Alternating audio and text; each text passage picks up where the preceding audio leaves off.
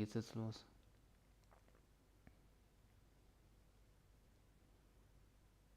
You are live. Welcome, everyone. Hello. I'm pretty sure we're live. Wo siehst du die Views? So here's the chat. Okay, perfect. Seems like we're live. So let's get things going. You guys can see. Maybe we'll do it like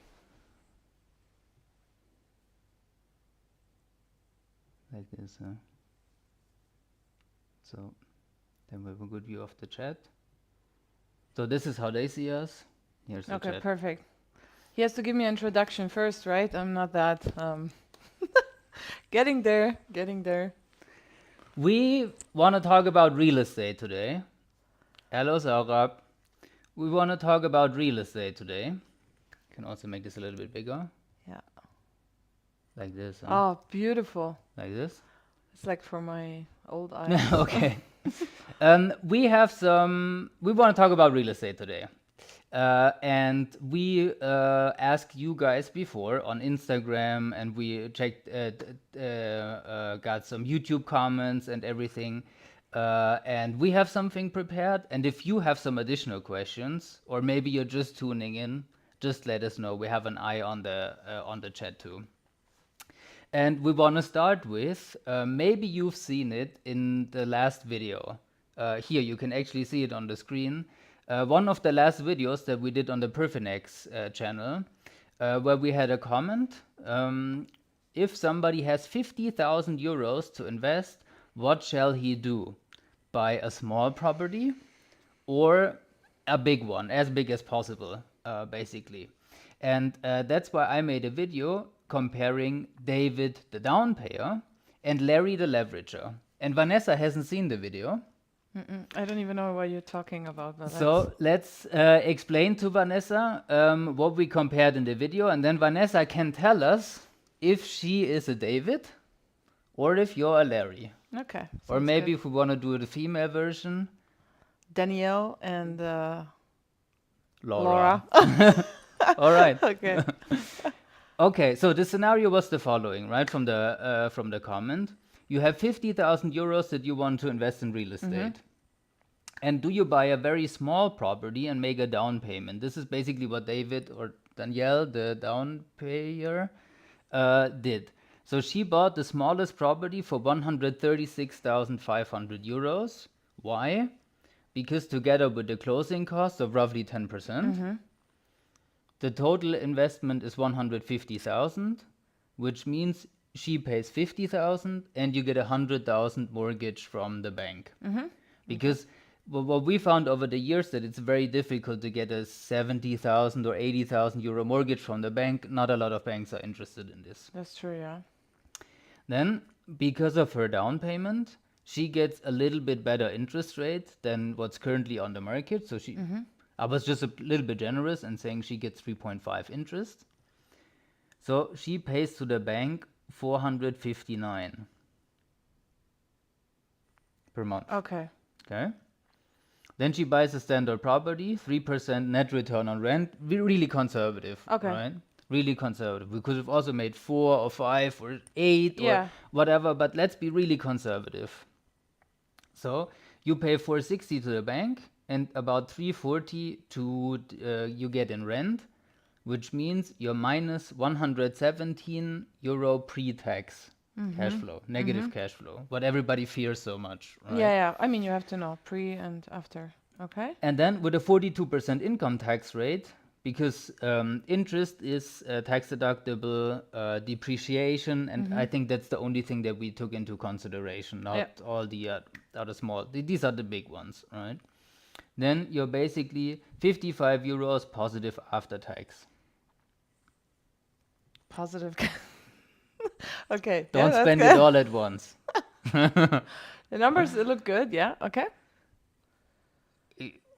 Yes, considering there was a 50,000 investment. That's what I'm saying. I wanna hear the Larry one. Okay. And Laura basically Oh, goes the Laura. completely other way. Okay. Right? Leverages as much as she can. So in the comment, I think it was you buy one big property. I just said you buy two small ones, but it doesn't really matter. Right? It's the same numbers. So you pay twice the 25,000 closing costs and get 100% financing, but a lot of people from the community want anyway. So 500,000 mortgage, right? You pay 50K closing costs, get 500,000 in mortgage. For that, since you don't have any down payment, I consider the interest rate a little bit worse, right? With 4.2. So not 3.5, 4.2. So that means not 459 to the bank every month, but 2,583 to the bank every month. Huge amount, right? Because 500,000 property value. Obviously, yeah. Then same property, 3% return on rent, means not 341 rent per month, but 1,250 rent per month, which means negative cash flow pre-tax 1,333. And again, with a 42% income tax rate, since there's so much interest being paid, only 205 negative cash flow. Right? So this is basically what we're comparing. A very small property and a huge down payment equaling 55 euro positive after tax, or big property, no down payment, 205 euro roughly negative after tax. Okay, that's So- a surprise right now. So I can tell you if I'm a Danielle or Laura. Tell us. Before I tell you guys, I'll just in general, I mean, it depends on the situation, right? It's you cannot say I'm gonna be David or I'm gonna be Larry. It really depends on your situation. If you're one who says, okay, I'm gonna do a sabbatical year, I'm not gonna work that much, I have this money of 50K, right? Then put it in, and I know I have kind of a peace of mind for the next years, and I'm in plus after tax, right? But if we look at Larry or Laura, this is where you're with your mind on working, right? I mean, every one of us wants to be wealthy one day, right? Wants to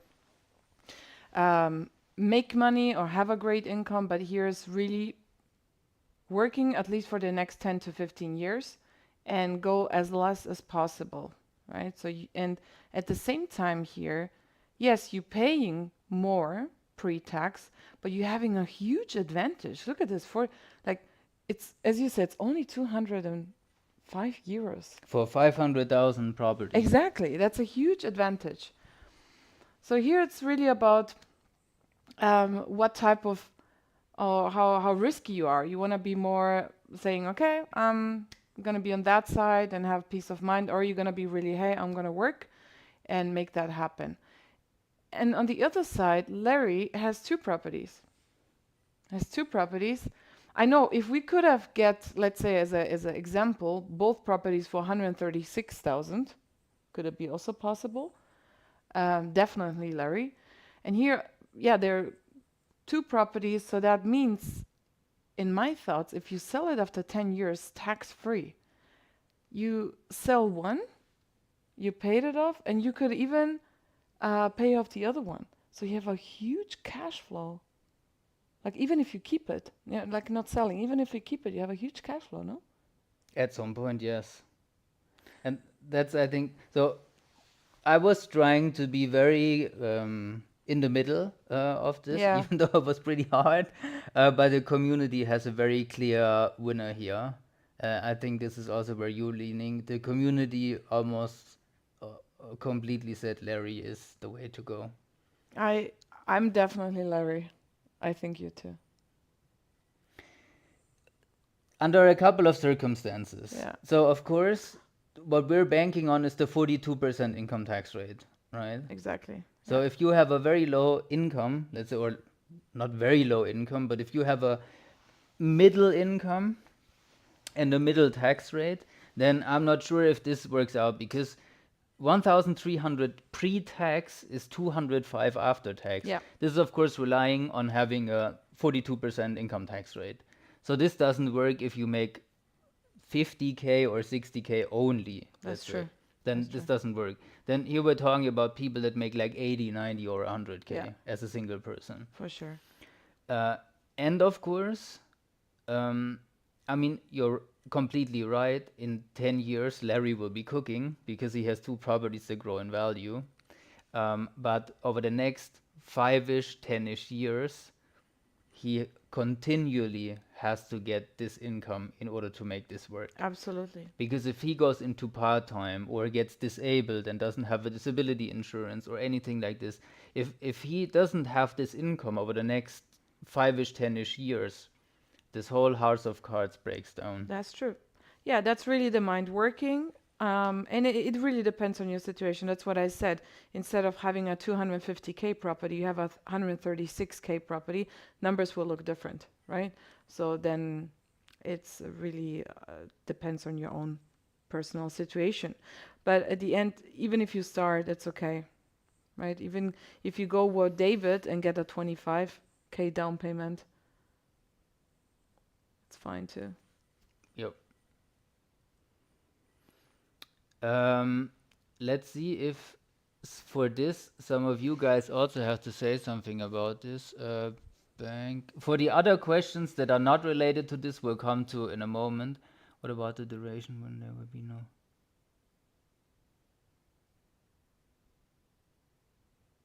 Okay, this may be here. What about the duration when there will be no rental income or any big expense from Verwaltung perspective during 15 years? Yeah, that's the risk that you mentioned, right? So that's why I changed the comment a little bit. I think the original comment was, do I buy a small property or do I buy a big property? And exactly for that reason, what Uma here is writing, I was changing the comment to I buy two small ones in order to diversify. Because it's not just that something can go wrong from Verwaltung or from the tenant point of view, it can be location, right? There's lots of different things that can happen. And diversify is always key to success. And that's why I personally would buy two small ones instead of one big one. Yeah, exactly. I would do the same. And I mean, uh, it's also very important having a good property manager, as you're writing, Umar, about the Verwaltung. So it's very important. Get a good property manager and still put some money aside. Even if you have a property manager, but a $50 a month, it won't hurt you. But just put it aside. We usually say 50 cents per square meter. But even if it's a 50, another month you put a 20, just in case to have it. What happens if after 7 years of paying mortgage, I decide to sell both apartments or if I move somewhere? Yeah, this is exactly the property manager Yeah. question, right? If you, like the one that I bought that you guys know, the one that I bought in Düsseldorf, I'm not in Düsseldorf, we're in Munich right now. So um, I could also move somewhere else and the property stays completely the same. Yeah. It still gets managed. But paying it off after selling the properties after 7 years, I'm not sure if this is a. I think under these circumstances, because then you're so close. Keep in mind that after 10 years, you can sell a property completely tax Yep. free. Yep. And after 7 years, you're like so extremely close. It's like just 3 years to go. I'm not I think under these circumstances, the market has to be insanely good, and you know it's about to crash down or something. Yeah. Which, if you know it, other people know it too, and then probably the opportunity is gone anyway. I think then for real estate is just not something for 7 years, I think. I don't think so. Guys, this is a long-term game. You're not making money in 3 years. You might, to be honest, but you know what? We believe like really 10 years, hold that property. And as Axel said, you're very close, 7 years. You still have to pay this 25% on capital gain, which if it's great, go for it. But for 3 years, you can even secure the interest rate from the 11th year and the 7th year if you decide to keep it. So obviously you don't have to decide, but at least secure the lower maybe interest rate, which is going to be. I mean, both Larry and David are down 10%, right? So we have, for Larry, for example, we have 550,000 euros total investment and 500,000 mortgage. So he pays both pay a 10% down payment, closing costs, which are basically gone, right? It's fees, which you guys are very afraid of, right? The fees always, but real estate is not cheap. And then if you have 10% fees, you probably want to hold it for a very long time, 10-ish years, because you first need to recoup the fees. In the moment that you sign, that you buy a property, you're down 10%. Absolutely, absolutely. Have that I mean, even if you paying that additional payment, which is the property transfer tax and a notary costs, in some cases you also have to pay the agent, right? It might sum up to 10%. In some cases, it's less than 10%. But the banks nowadays, they might ask you for more because we're having a high interest rate time, right? It's not a secret, but you can pay less principal, for example. So there are different ways where the banks gives you opportunities too. I think there was a question up there from Playa 22. What is the best bank to ask for credit in Germany? It depends. I mean, I'm a fan always to ask first your own bank. Probably depends where you're buying. Let's say if we're here in Munich and we wanna buy in Munich, obviously we're gonna look for a Munich bank. If you're buying in what is close by in Augsburg, we're gonna try to find a bank in Augsburg because the bank should be really there where the property is. And what are the best ones, like Sparkassen, Volksbanken? It really depends. So I can't say which bank is the best, really. No. I agree. It completely depends. So the bank that financed in Düsseldorf is here in Munich. Oh, there you go. You So- see? Yeah. You see, different And perspectives. there's every time, a lot of times, there's 750 different banks in Germany, right? And it's not just banks that finance. There's also Bausparkassen Yep. that finance, That's true. and insurance companies finance too. So Allianz, Universa, and Yeah. what are standard insurance companies? They finance real estate too because they see there's some money that's Yeah. being made, right? Yeah, that's true. And with 750 banks, you guys can imagine that if only 2 banks change their regulation or their rules, what they do with down payment and if what kind of interest rate they have, if they only change it once a year, 2 banks, then every day there's changes being made, right? So ING, True. for example, just recently made a change with Blue Card. Usually it was really good for them with financing Blue Card. Now they don't like it anymore. Now they want the down payment and all of this, where we did a lot with ING, but probably not anymore. And it always depends. Regionally, what is your Aufenthaltstitel, your residence status? There's a lot to take into consideration. That's Yeah. why it's good to have 750 banks at one click, basically, and you don't have to go to bank 1 and bank 2 and bank 3 and bank 4, and then your Schufa score is fucked. And then you don't That's get true. any mortgage anymore for the next 6 months. Exactly. Be careful with that. That's when you're asking too much, right? Get a professional for this, for sure. Otherwise, your score goes down.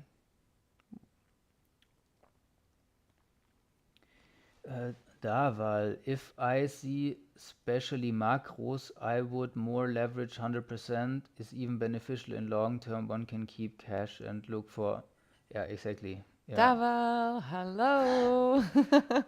There's the diversification perspective again. I like it. Yeah. Very nice. You want to do the two from PD, and then we'll see Yeah. what questions we have in store again. Perfect. Considering my age, 40 years, when have invested into my first property, how far can I go in building a portfolio? Assuming I can be cash flow neutral or positive. Retirement age is 67. Yeah, obviously. I'm also towards 40, I would say. So the earlier you start, the better. It's true, but most importantly is really start, and then see also about your financial, right? If you're 40, you might have also some cash aside, right? You might go with a little bit more down payment, considering that you're going to reach your retirement age. But even that, when you're investing into a property, guys, don't think you have to hold a property for 25, 35 years. Okay? The goal here, it really depends on the property. Hold it 10 years, see how it goes. If it gives you a great cash flow and you haven't still paid it off, okay, you will eventually pay it off, you refinance it. But if you say, wow, this property, I don't know, I want to sell it because it got so good or because I want to buy another property, you get rid of it and don't pay taxes on a capital gain. But here is, yeah, I would say, yeah, this is an individual perspective, right? You have to look at numbers here, Yeah, and the goal. the goal, And the goal. exactly. And I think with 40 is still, I mean, if we take a look at it, what's the standard mortgage that we had on the screen just a minute ago, right? It's 2% principal. Yeah. And with right around 2% principal and 4% interest, what plus minus we have these days, then the standard mortgage pays itself off in like 25 years, Yep. something like 23, 25 years. We would have to calculate exactly. Um, and when you're 40 now and you do the standard mortgage as everybody else in your mid 60s, it's paid off anyway. What the banks kind of want, right? They don't want you to drag the mortgage until retirement age. So I think you're actually, let's say, at the later age of the last cycle that makes sense. So start now, and then you can just get the standard mortgage, pay it off until retirement age, all the properties that you're going to buy over the next couple of years. And then when you retire, you ride into the sunset debt free, basically. Absolutely. And here, even the second question is related to your answer. What should I do right that helps me in buying more properties in the next years and refinancing properties after 10 years? Make sure you work for sure, having a good salary. That's what the banks look like at that age. Yeah, and diversify your investments. If you having some money, that's what we talked about, Larry and I was gonna say Larry and Harry. It's about not putting in everything in one property, just diversify and leverage the whole thing. Yeah. Okay. So, let's just go questions, huh? As long as we have questions, let's just do Yeah, this okay, maybe, let's huh? do them, yeah. Criso, would you recommend investing in real estate elsewhere in Europe, Spain, Italy, or only focus on German real estate? So I don't know a lot about other European markets. We have a couple of clients where their siblings or parents or friends or something are still back in their home country, and then they do real estate there. But from a tax perspective, and I think I also discussed it with Dirk a while ago, from a tax perspective, it's easier for everyone, especially for you, if you just focus on the German market. You get all the tax deductions, and real estate is a huge tax game if you really think it through. And you don't make any rental income outside of Germany that potentially is taxed here. So I think it would just be the easiest to start here. And a question that we also get quite often, can you get money from a German bank in order to buy something in Spain or in Italy? Doesn't work. So the bank always looks at three different things. Where are you? Where's the property? And where's the employer? And it's always good if two out of these three are in Germany. And one of those has to be the property. So a German bank is not going to finance a property in Spain or in Italy. And I'm not sure if you would get a mortgage from a Spanish bank if you're not in Spain and your employer's not in Spain and everything. Yeah, even market-wise, I mean, you might get it cheaper there in Spain or Italy. It might be more Airbnb thing like tourists, right? But you have to look at the demand in living here in Germany. It's huge. We have so many people coming. We talked last time also about that. It's increasing and increasing. So the future for real estate market in Germany, it's amazing. Plus, you're getting all these tax benefits. And don't forget, if you invest in another country, you have to tax it, right? You have to tax it there. It's kind of complicated. It seems nice, price, direct maybe on the beach. Yeah, that's a different strategy. But here in Germany, it's also completely different. And laws and rules, don't forget them too, right? So About this, more and more people are coming. I was listening to I want to hear your opinion. I was listening to a talk the other day where somebody, basically the baseline was, real estate is currently in a very weird place. Because if the economy is going down, salaries are going down, like real salaries, right? Inflation picks up and salaries are going down, and property prices are going down, and rents are going down. Classical recession, everything works. What we had over the last couple of years, salaries rising, economy rising, property prices rising, rents are rising, also perfectly fine, right? Either everything goes down when the economy is bad, or everything goes up when the economy is good. But these days, and this is basically what the person said, is like extremely weird, that real salaries are going down, economy is going down, property prices are slowly dwindling down a little bit, not crashing, but going down a little bit. But rents are increasing like never before.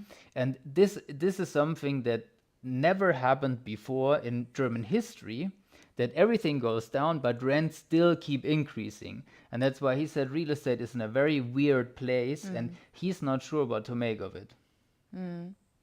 I agree. It's an article. I think every third day they're saying like rents are increasing, and we having people coming to Germany. Like you, even internationally, companies are expanding. So I agree. Even I think now the prices are going down, but slightly you can feel they're kind of stable. Okay, so it's a couple of months ago was even more, so it's coming down and up. But yeah, it's weird, but you know what? It's just beneficial for us buyers and investors. Uh, it is like this, right? It's just the truth. Yeah, it's sad for Germany on one side, but it's good for us. Anti-cyclical investing.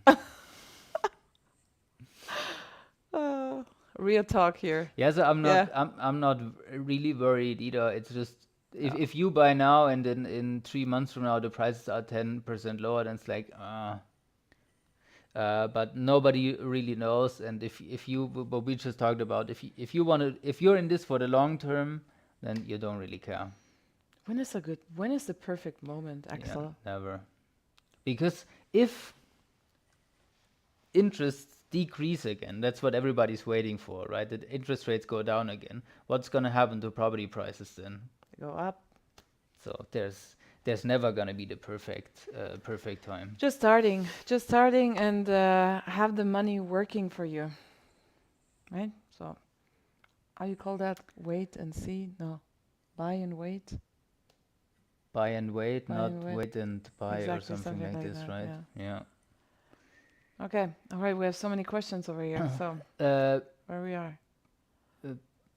PD, here, investors mentality. Oh, thank you.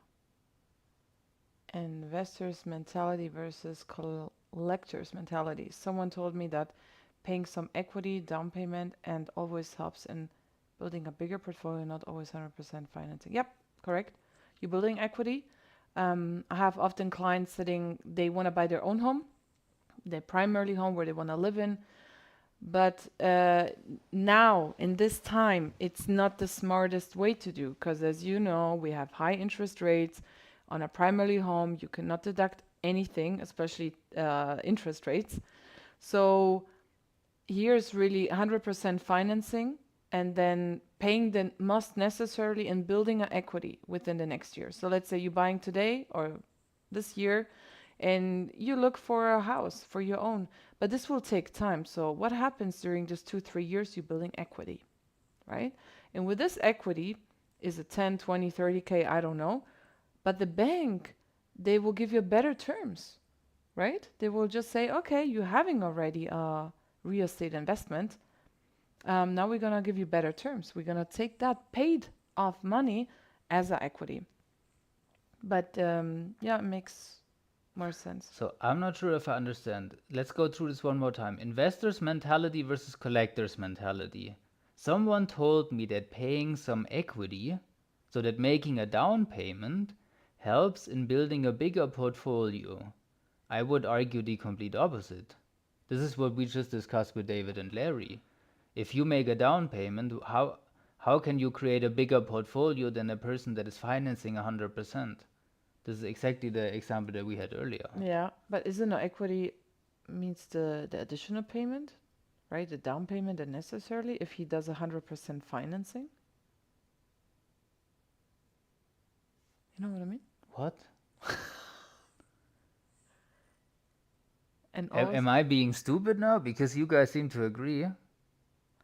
okay, PD just put thumbs up or down, and Banks see someone as an investor who puts some equity as investor, and someone who doesn't put any equity is seen as a collector. Do you have the same experience opinion? So certainly the experience that I have with banks is that it depends a little bit on the banker if he has what I would consider investor, but not in your, I'm not sure what you mean with investor and collector, but who kind of understands what real estate investors are looking for, and that they understand, aha, this is a person that has 50K on their bank account but doesn't want to do a down payment because he wants to invest it otherwise or something. That's a good banker, and that banker will also make 100% financing possible. If you have a banker that doesn't know what the fuck he's doing, he says, oh, but you have to invest the 50K. And yeah, PD, maybe you're still here, but maybe it's just me, and maybe because it's late, but I'm not quite sure I okay, understand. maybe it's me too. All right, just tell us if we answered Yeah, or right. if we confuse you even Yeah. more. Okay. Playa, are prices actually down? Is it better to buy in Munich or Augsburg? And for this, actually, let me show you the poll, Ah, yeah. Okay, yeah, you can do that. and then I can search if prices are down or not. Yeah. Because we have a very cool graphic for that. This one, huh? Yeah. Yeah. If you can read it, it's your eyes.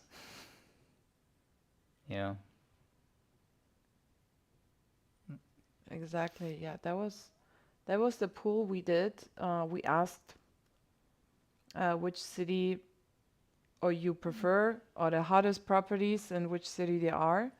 Obviously, as you can see, Munich is number one. We also included Augsburg.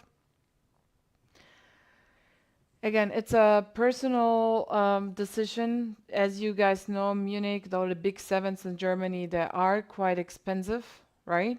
So either you pay for, I don't know, 30 square meter, 250 to 300K, or you pay for the same size in Augsburg, 130, 140K. So you can actually buy two properties in Augsburg for one property in Munich. Obviously, Munich rents are higher than in Augsburg. So this is why we have to diversify. A areas are the big cities, and then we have B areas such as Augsburg. So either you go for a lower volume or you go for a bigger volume. And obviously, here depends. More volume in price, you have to pitch in with more additional payment and less in the lower property. I'm sorry, it was just another question about the prices, right? If they're down. Yeah. Are we finished with the location? Yeah, we did. Okay. Yeah.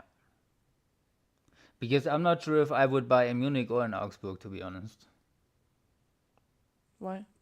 I don't like. We're in Munich, but I don't like the prices here at all Yeah, for what obviously. you're getting. Yeah, I think it's absolute. This city has too much money. yeah, that's for sure. This city has way too much money. And they charging so much rent. So I think there's a lot of exciting locations. Of course, it depends what you want to do, right? We were talking about Nuremberg, and Leipzig is very exciting, and the outskirts of Düsseldorf, Yeah. and we're currently preparing something in the S-Bahn region of Munich and everything. So there's a lot of exciting locations, but I'm not sure why everybody always wants in the middle of Munich or in the middle of Berlin, or why. I get it that you'll always have a tenant, but this is gonna become so political. Like, just look at this. We talked about it. We want this 10 years in the future, right? We have this rent cap in Berlin, which was abolished, but then we have very leftish government. Who tells me that they're not gonna say at some point, "Oh, the rents here in Munich, who can actually pay this? Let's decrease this by mandatory government regulation and completely destroy the free market." This is what could always happen in Berlin, in Munich, in Frankfurt, and this is never gonna happen in a B or C location. Yeah, but I think here it's also yeah, about the reputation. Munich, wow, great, I understand. But I think Augsburg is great. Augsburg, as you asked already, it's a university city.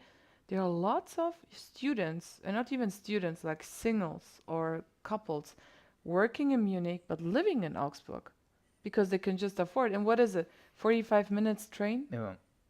So I think it's great too. And it's for less. Do you think it's just like saying, "I have an apartment in Munich, I'm super cool"?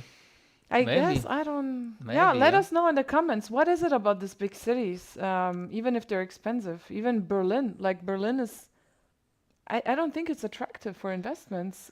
If, I mean, yeah. especially if you're having an older tenant in there, you cannot increase. You have that regulations. Why? And the empty apartments or the vacant ones, you end up paying so much money for an apartment. So You were asking if about the prices, right? Or who was it? Playa. Are prices actually down? That's a very good question. Because we have a lot of misconceptions about this, right? It's maybe, yeah. yeah, thank you, Vanessa. Don't talk anymore. Vanessa's not here anymore.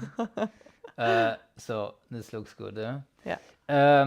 Yeah, which is actually a very good question, and we got a comment the other day, which is like from a video that I made like 2-3 years ago or something, and then the person was like, "Ha ha, real estate crashed. Now you're wrong," and we were like, "Where's the crash?" So here's a chart that you have from Europace, the largest financing software in Germany, and they show prices, right? Of course, risen, everything, and then like beginning of 2020, 2022, we were like at the high, kind of, and then it goes how much? 10% maybe, something like slowly dwindling down, right? And maybe it's bottoming out, maybe not these days, but I certainly don't see a crash. So if you're asking, are properties down? Yes, everything except the newly builds, which is the weird green color, I think. Whatever you would teal, is it? Huh? Turquoise, Yeah, teal. Turkey. The teal color. Everything else is maybe down 10% or something like this, but I don't think it's something to get scared about or say that I don't invest anymore and it's a crash, and I think this would be an overreaction. Honestly, even if you get the best deals, like if prices, even now, prices are down, right? But you get great deals. Before, again, we talked about interest rate will drop, prices will increase. Yeah, So, exactly. So this could also be, I'm not saying it is, but it could be completely independent of the real estate market. This could be simply for the reason of interest rate. And as soon as absolutely. interest rates go down again, not saying they do, but in a hypothetical scenario, if they did, prices would just shoot up again. So Yeah. I don't think you can see that the market is sick from this or crashing or anything like this. Proof enough. Yeah. Busted.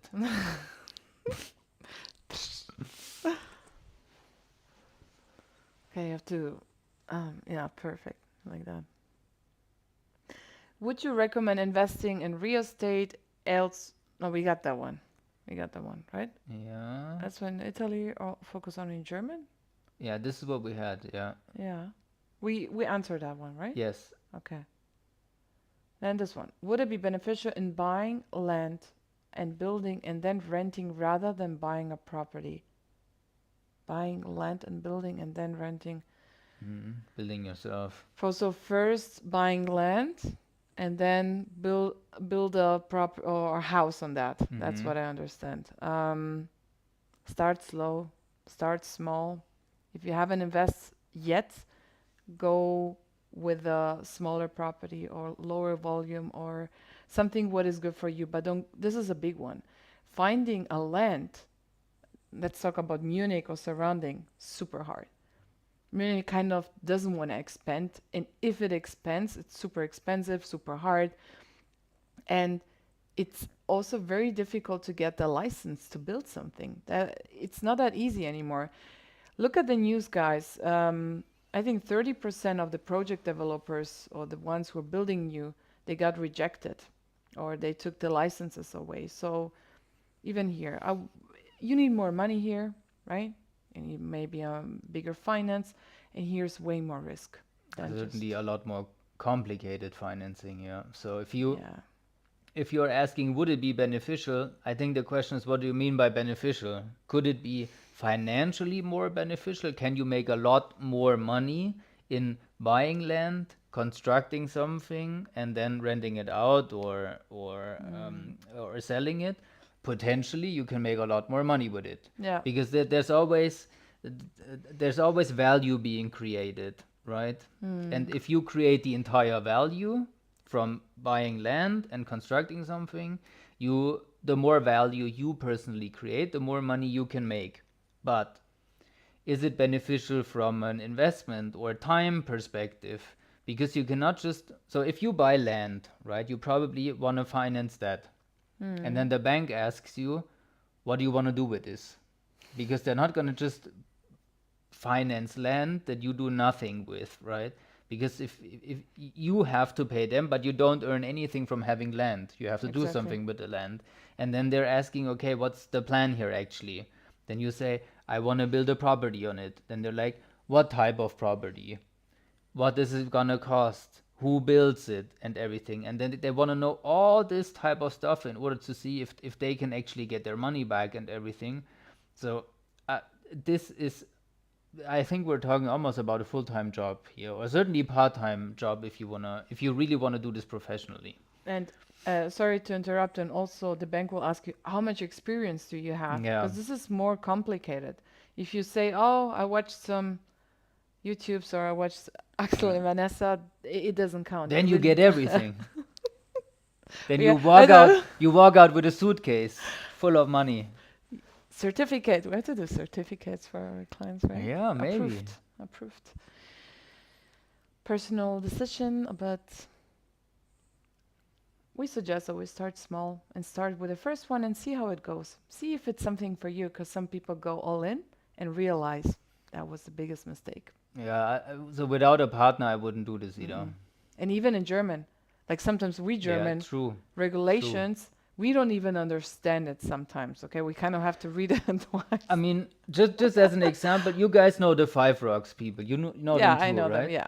And we were just talking about one of their projects where they had like 2 or 3 years they were trying to get the building permit, and then the city rejected it, and they had to make changes, and then the city wanted otherwise, and then the person at the city council changed and everything. And they were like, "This is completely crazy." So, and if you you don't know what you're doing here, I think this will be a very tough endeavor. Mm. Yeah. Where we are at right now. Okay, then the prices actually go down. How easy is it to sell care properties, e.g., buy new property now and sell it after 10 years type of strategy? Sure, why not? There's You buy into a growing market. German population is getting older and older. Um, So why not? It's just you can sell it to homeowners, right? This is, I think, the big difference. That let's say a standard property, any type of 2-room, 3-room flat or something like this, if you want to sell it eventually after 10 years or whatever. I don't want to focus on selling everything after 10 years because I'm not sure if this is always beneficial. Let's just say it's an option, but not sure if people should do it because then you're starting to get cash flow and free equity and all of it. And why not keep it if it's a good property, right? But let's just say um, a normal property, you could sell it to homeowners and investors. Yeah. But these special types of properties, care apartments, student housing, short-term living, something like this, you can of course only sell it to investors, right, and not to homeowners. But I don't see any issue with it. That's the Pflegeimmobilien, right? The care Yeah. properties. Okay. Yeah, I agree with you. Depends. And like my experience, most of the investors, if they reach these 10 years, they see how beneficial everything is and they just refinance. And by the way, for people who want to pay it off, you still have the option to pay it off every year. I think 5% or so. But it's not necessarily to sell it after 10 years. Yeah, and that's a complete other ball game, right? If you Yeah. should do Sondertilgung, these 5% special Yeah. repayments or not. I mean, this is kind of another thing of it depends on the personal situation, but I'm not a fan of it. Yeah, it's for if it gives you a better feeling, right? They say, okay, I got a bonus right now. Obviously, I would invest it in. I'm the what's it called, Laura. So I would be like investing something else. But if it gives you a better feeling, I mean, Yeah, it depends what type of decision you want to yeah, make, right? If you want to make the feel good decision or the financially smart yeah, decision, and even with high interest rates, as everybody says right now, which I don't really agree, they're higher than they were 2 years ago, but then it was historically low, so we're just back to average, I think. With 4% interest, again, if you deduct it with 42% from your taxes, it's 2 point something percent. So, and the way that I look at this, if I give a euro to the bank in form of special repayment, which I don't have to, which is voluntary, then I save 2%, kind of, right? Whatever I would pay net after tax for this true, interest rate. true. So every euro that I lend from the bank costs me 2% net every year. So the question I'm asking myself for my properties is, can I make more than 2% net if I invest in another property or if I invest in ETFs or in my pension or somewhere else, right? PerFinEx, whatever I can invest in. And I'm very confident that I can make more than 2 over the long term, of course, not every single year maybe, but I'm very confident that over the long term I can make more than 2% net when I invest my money. That's why I never give it to the bank. That's And true. I always invest it. Yeah, aligned with you. I guess we are Larry and Laura. We outing ourselves. Happy ever after. Larry and Happily. Laura, like, what is the this couple that were robbing banks? Oh yeah, Bonnie and Clyde. Bonnie and Clyde, yeah, exactly. Oh my goodness, don't say that, you know. um, Where are we at right now? this, Chris. Okay, Chris, so can you please explain how equity works if I'm already paying a mortgage, an apartment I live in? Can I leverage this to invest in rental property? Can I use equity as a down Free payment? equity, yeah. Yeah. You living in that apartment, right? So either you do it this way when you live in there, obviously you building equity, you paying the rent to your own on one side, right? But how is it? Is it better to build equity that way, or is it better to build equity when you have a property investment? Property investment, we talked about Yeah. this in many videos and live streams before. Uh, if you look at one single property and compare, shall I move in or rent it out? Yeah. Renting it out beats it 10 out of 10 times if you compare the same property. But free equity, I think this is what you were relating, and maybe we were using this term before. Free equity, kind of how this works. So let's say you buy a property for 100K, just to have very easy numbers.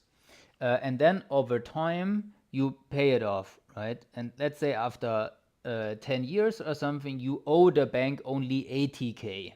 From the 100 mortgage that you got, you only owe them 80K. But so there's 20K difference, right, that you paid off. And over that 10 years, let's just say the property went to 120K, right, rising 2% just by inflation. Actually, the property not enormous amount of increase, but the property just increased 2% by inflation. That means you owe the bank 80, and now your property is worth 120, right? So you have this 40K basically out of nowhere, which is free equity, because now you can go to the bank and say, look, I want to buy another property, and the first property that I have, I own. Of course, you have to tell them why do you think it's worth 120, but there's always calculations that you come up with in order to justify this. And then you can say, I have 40K free equity in this. Can I use this as a loan for a new property, either as a down payment or for the closing costs or whatever? And then again, if the banker is smart and knows what he's doing, then most of the time they agree. Yeah, they And approve this it. is how you. This is why we're saying in many videos, the first property is always the hardest, Yep. because with the first property you have no free equity. And after the first one, then Yep. of course after you have one or two or three, then you build 2 and 3 times free equity, and then it gets easier and easier to leverage from there. Yeah. And here's also because you're living in there, that means you're the one who pays the mortgage out. If you're in a property investment, you having a third party, which is called a tenant, and you obligate that work to the tenant to pay off your debt. Same thing, building equity within the years and then buying your property. So vice versa. But yeah.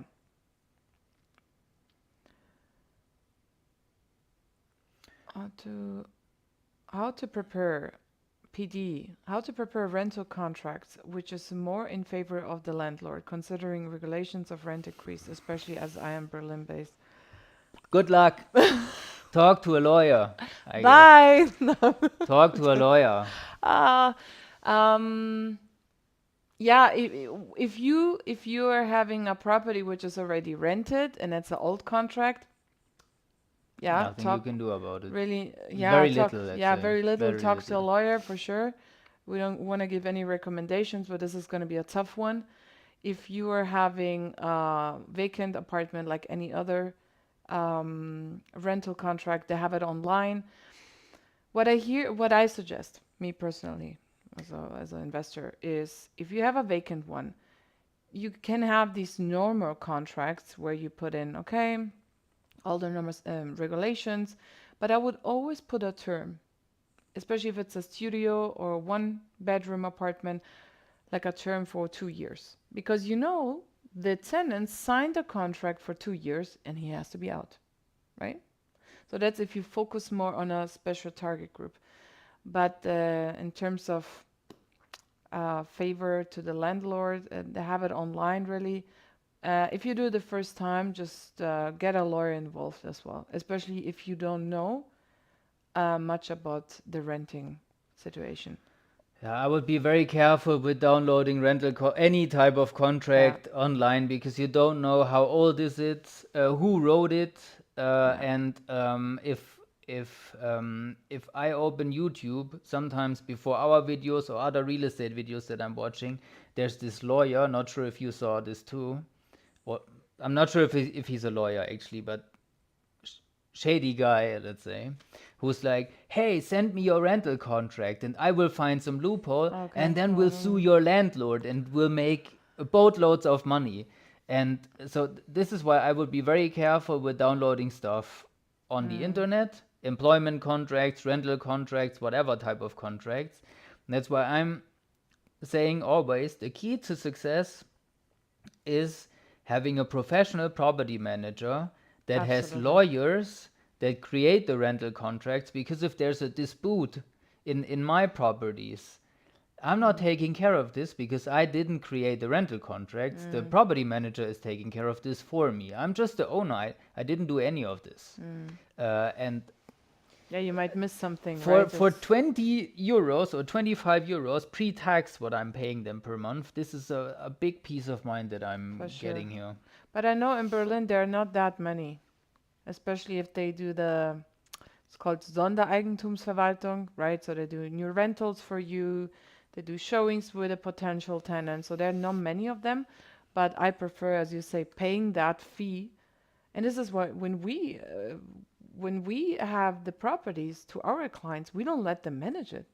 We don't do currently that. have two in Berlin, right? The Maggie one, Exactly. the big one, Yeah. the Maggie one, and this small, the other one. You just have to buy the right type of property. Then it comes with a Yeah. property manager. It comes with a property manager. Just Either not it's a company.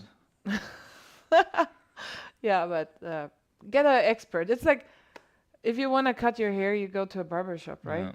You don't go to a butcher. Oh, I don't know. Well, then you probably never ever need a haircut anymore. No. We just bought a Grundstück. I like this English and German yeah. all the Love time. it. Satgen 84. Okay, so probably from 1984. We just bought a Grundstück and built a house and have a mortgage of 900K, a low interest rate of 1%. Any advice on whether to buy anything at all now or wait to pay off at least some of the mortgage? What?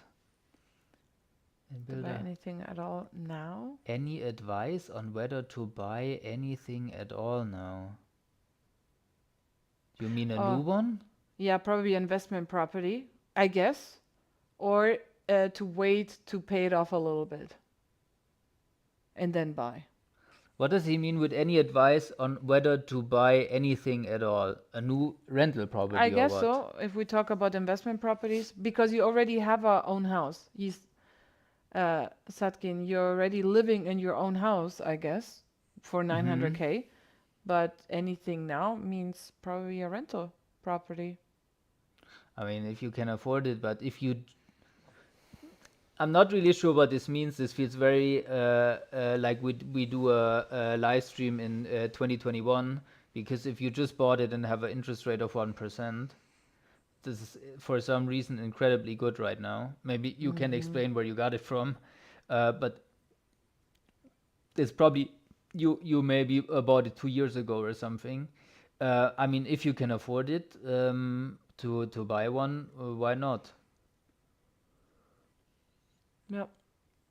This kind of goes into the discussion that we had earlier, right? Should you do the Sondertilgung, the special repayment, or not? I don't think you should. As a homeowner, it flips maybe a little bit, right? Because if not you, but if I pay 4% as a landlord in interest rate, and you pay 4% as a homeowner, you cannot deduct the interest rate from your taxes, right? Which is why we're big fans of buying rental properties and not buying a home.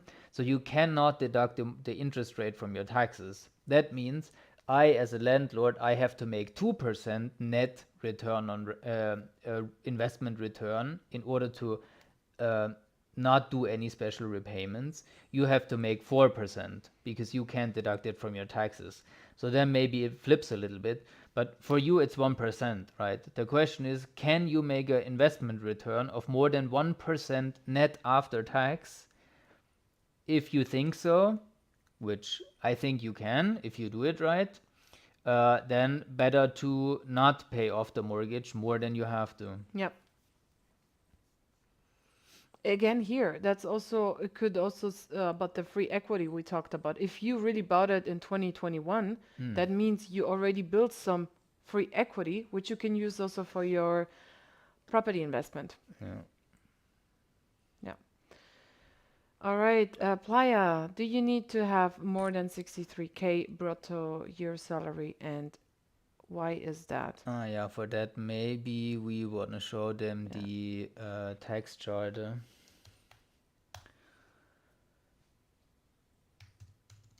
Let me just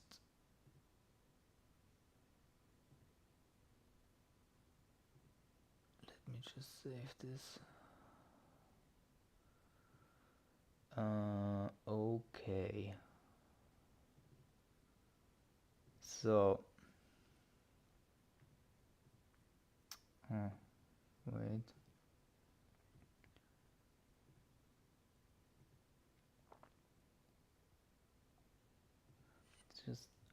Just I'll just make a screenshot for you guys to show you the tax chart here in Oh, there Germany. you go. The screenshot. Uh,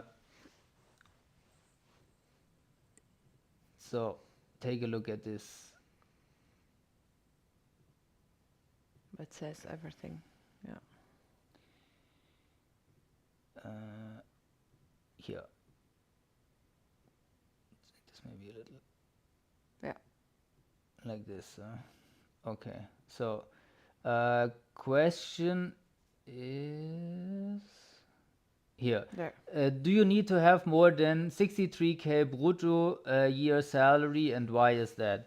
Yeah, so this is, you can actually see the red dot on the blue line and on the purple line. You can see this red dot. The red dot is actually exactly at 63K, which we like to use always as an example. Why? Because above 63K taxable income, which is not brutto salary or gross salary, but this may be a discussion for later on. And we also have a lot of videos about this. But with 63K, if you take a look at the blue line, which is the marginal income tax rate, with 63K, you're at the 42% tax rate, which realistically a lot of people have, because you would need 280 or 300K or something in order to be at the 45% tax rate, right? And then it's only 3% difference. What does it matter really? And who makes 300K taxable income? Then you're very well in the 0 point something percent of Germany.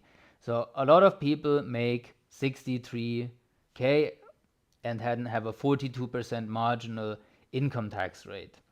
And then you can deduct stuff with 42%. If you have a lower income tax rate, let's say you make 40K or something, and then you have a 25 or 30% marginal tax rate, then tax deductible investments are just not so profitable as for high earners. Exactly. Yeah. It's an individual thing, especially if you're, I don't know, married or not. It plays also an important role. So if you look at both, if both are making 63K, look at the whole thing, because sometimes the more you earn, and then compare, let's say someone makes 120K, and then comparable to 63K, who pays, like it's that you can reduce your taxes, right? So you don't pay that much taxes with a higher income, right? Especially when you invest in real estate. So And for that, we actually have a comment that was sent, that was on YouTube a while ago, which I think illustrates this very well, which is this. Yes, oh yes, we actually have had this comment from a while ago. Um, we said real estate is perfect basically to hide profits legally, right? And to save some taxes on this. And there was the question, if we spend here, let's say I end up paying 150,000 euros as interest over the entire 20-year duration, do I get back 150,000 euros or only a share of it? And interest rate is tax deductible.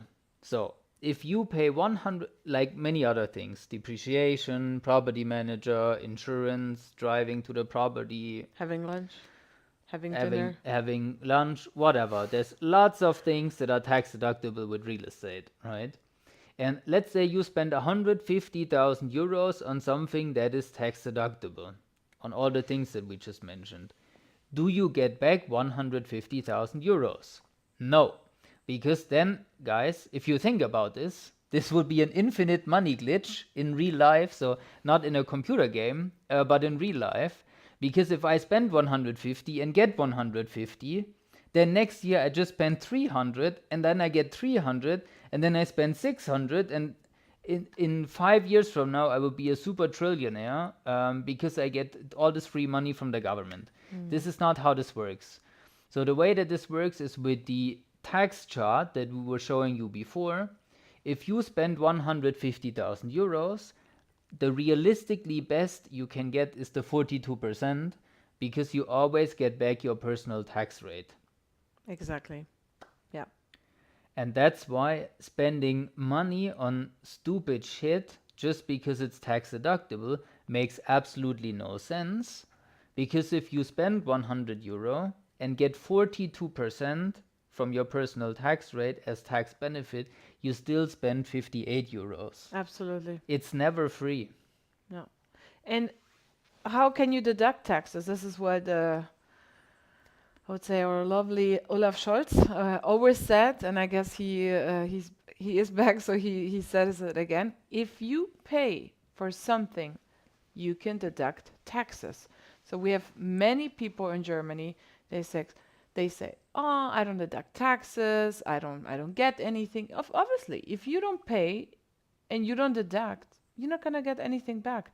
So especially in an investment like that, you get all these advantages and great advantages. And I think that's one of the only assets you get such great advantages. True, true. Because the Imagine. way that if you simply think about depreciation, Like it's it's the absolutely government. it's absolutely awesome. It's like here, take the money. Or you bought something for 100,000 euros this year. Here's 2,000 euros or 3,000 next year. Here's 3,000 euros every single year. Insane. This is absolutely crazy that this How we say it, exists. take it with a handkuss. Yeah. It's great. Okay. And that's why 63,000 Ah. euros. That's why we have this always as an Yeah. example. Okay, here. As per German news channels, many property developers are canceling the projects or pausing the construction. How do you see if anyone have 100% mortgage Bauzinszeit? It's true. Bereitstellungsfreie Bereitstellungsfreie Zeit, yeah. Zeit, yeah. They have to offer that. So, yeah, back to the news. It's true. There are many project developers or project companies. They don't get the licenses, or some of them they start building and then they realize they should have get some a license. It's just at the end they go bankruptcy, and it's you who's the one who's sitting there with a mortgage, right? So that's why it's important the Bereitstellungszins, they have to offer that, right? So how it works usually is if you getting a new building which is not built yet, you pay in rates, okay? So number one rate will be 30% out of that. So when the second rate is due, they have to first do it and then you pay.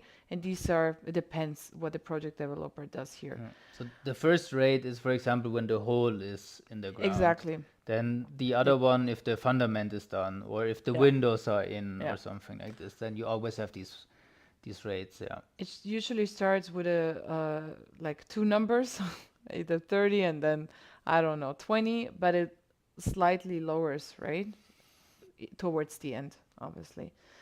And yeah, it's a choice. I mean, there are risks, but I think if you do your homework right and you have an expert here and say, okay, this project developer, this company has a license, everything looks good, I did my research, you good, right? But we never know, right? I don't want to say it could happen to anyone. That's because it's good you pay it in rates. Because if you would have paid the whole amount, And it's then the gone. property developer runs away. Yeah, this doesn't exist that much in Germany, but So I'm currently in the same situation because the Düsseldorf property is not finished yet, right? They Firefox wants to finish it in December or in January. They Yeah. want to rent it out, but I'm currently paying interest to the bank, so I'm not Yeah. paying any Tilgung. I'm not paying any principal to the bank because that would be a little much Yeah. maybe right now while there's no rent coming in. But I'm on the rates that you mentioned. I pay interest rate Yeah. to the bank. And this is actually fine for me, so I could have negotiated also otherwise. But this is actually fine for me because this means that I'm already getting some tax deductions this year Yeah. for the interest that I paid. So I'm actually fine with this. And here about this newly built, you have a lots of supporting things like benefits of it. Yes, you don't have an income from the tenant, but on the other hand, you have other benefits. You can deduct them on taxes, or some of the, it's called like Förderungen. They give you, for example, 500 euro per square meter, or they give you one time 150K in one shot, and you can use it. So it really depends. And in most cases, you have higher depreciation of 3% if it's built this year, or if they start building this year. Which we will have in Düsseldorf too. Yeah, amazing, great. Yeah. I see. For you guys, because this is where you invest together with me, right? It's not just me on my own. That's true. Yeah. Clement Good Living. I have decided investing in some couple of stocks specifically for my real estate down payment in the next 5 years. Could you guys share your thoughts on this, please? I find this, for various reasons, incredibly risky. So if you are not completely set on the 5 years and you're not completely set on however much money you need, then big maybe. I wouldn't do it though. Here's why. First of all, I'm investing now for about 13 years. I bought my first stock, or I started investing 13 years ago, little more than that actually. And did some stocks do very well? So in the beginning, I only did stocks, right? Did some of them do very well? Yes. But if I compare this just with the overall stock market, ETFs and whatnot, then they didn't do well. And this puts me into the same category as 95% or something of all people that just lose by investing in single stocks. Because if you buy a stock now and in 5 years from now you made 50%, good for you. But if in the same time span the overall stock market did 70%, you actually lost, right? Of course, you made a profit, but in opportunity cost, you lost. You would have been a lot better off with the overall stock market than with single stocks. And I'm just saying the odds are stacked massively against you if you buy any single stock. Could it work? Yes. Statistically speaking, it doesn't. And then 5 years is also an incredibly short term. So if you, yeah, stocks are just not for 5 years, I think. So single stocks, risky, and for 5 years, risky times two. Yeah, I think I agree. You could lose your money like this, right? Or just even comparing stocks growing and then using it for real estate in most cases, right? You don't know. Stocks, you pitch in your money. Let's say you have a 10K or 15K. You put it into stocks to grow. This money could be gone tomorrow. Stocks are up Depends on and the up. stocks, yeah. Really, yeah, but I'm still waiting 3 years, right? So I'm more on the American market, but still, you kind of still waiting, right? And you don't know where this is gonna go. So imagine you wait 5 years in this case, and things are changing. Interest rate might decrease or increase, prices might fall, might increase. So it's a completely different market in 5 years. And I wouldn't really mix this up, kind of. So for the down payment and for the closing Yeah. costs in a time frame that is 5 years or less, I would probably go with fixed term or flexible savings accounts. We have some calculators on the website for this. So everybody hates that interest rate has risen, right? But these fixed term and flexible savings accounts have become incredibly good over the last year and a half. They're now at 4% and 5% interest. I would just do this because it's 100% guaranteed, right? It's a saving account that is backed up by the government up to 100,000 euros. So there's actually the risk of losing money is virtually zero, except the German government goes broke. I would rather do this than invest in single stocks, to be honest. If you want to invest in the overall stock market, then maybe do it with ETFs and maybe do it inside a pension level 3 that you don't have to give it to the bank in 5 years, but you can rather use it as a collateral for Good the long point. term to pay off your mortgage in 30 years or whatever. I think this is better than doing single Yeah. stocks. Absolutely. And even better for the bank. Yes, the bank will ask you what assets do you have. Obviously, if you have stocks, if you have ETFs, great. They don't recognize it as, for example, having a investment property, or even if you don't have an investment property, but you have a pension plan, way more, way more. The next Okay. one's interesting. Which one would you prefer? Number one, 3% interest and 2% principal. Or number two, 4% interest and 1% principal of an investment property. Again, Bonnie and Clyde. It depends. No, yeah. That we could sit here and say, it really depends. The issue is that we know that PD is what is in his 40s, right? He was beginning of 40s. I think so, yeah. Yeah. So in all honesty, though, it does depend. So I think if you're young and you really want to be a Larry and leverage as much as you can, 4%. I mean, 3% is net. Let it sounds a little bad, right? Because 4% and 3%. But if we really calculate this, so a 3% times is 1.74 after tax. After tax. Yeah. And 4%, 2.3. So it's a 0.6, right? 0.6 Difference. I actually don't need a calculator for this. No, It's you don't. 0.58 difference. Absolutely. 1% times 42%. Yeah. Okay. It's not a huge difference. So it's a 0.58% difference net. I would, if you're young and you have time and you like to leverage and you know that it's a little bit more risky to pay only 1% principal instead of 2, and you don't build that much free equity.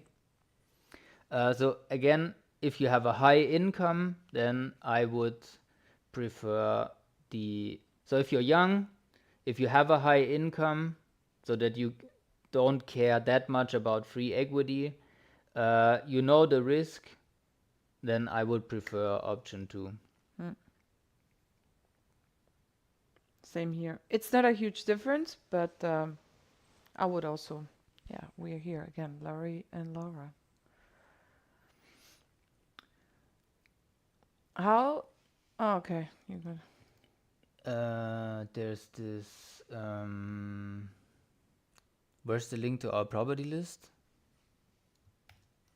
Now, if you go on real estate, back, and then yeah, I don't have a link. You have to I always subscribe or let my clients subscribe there.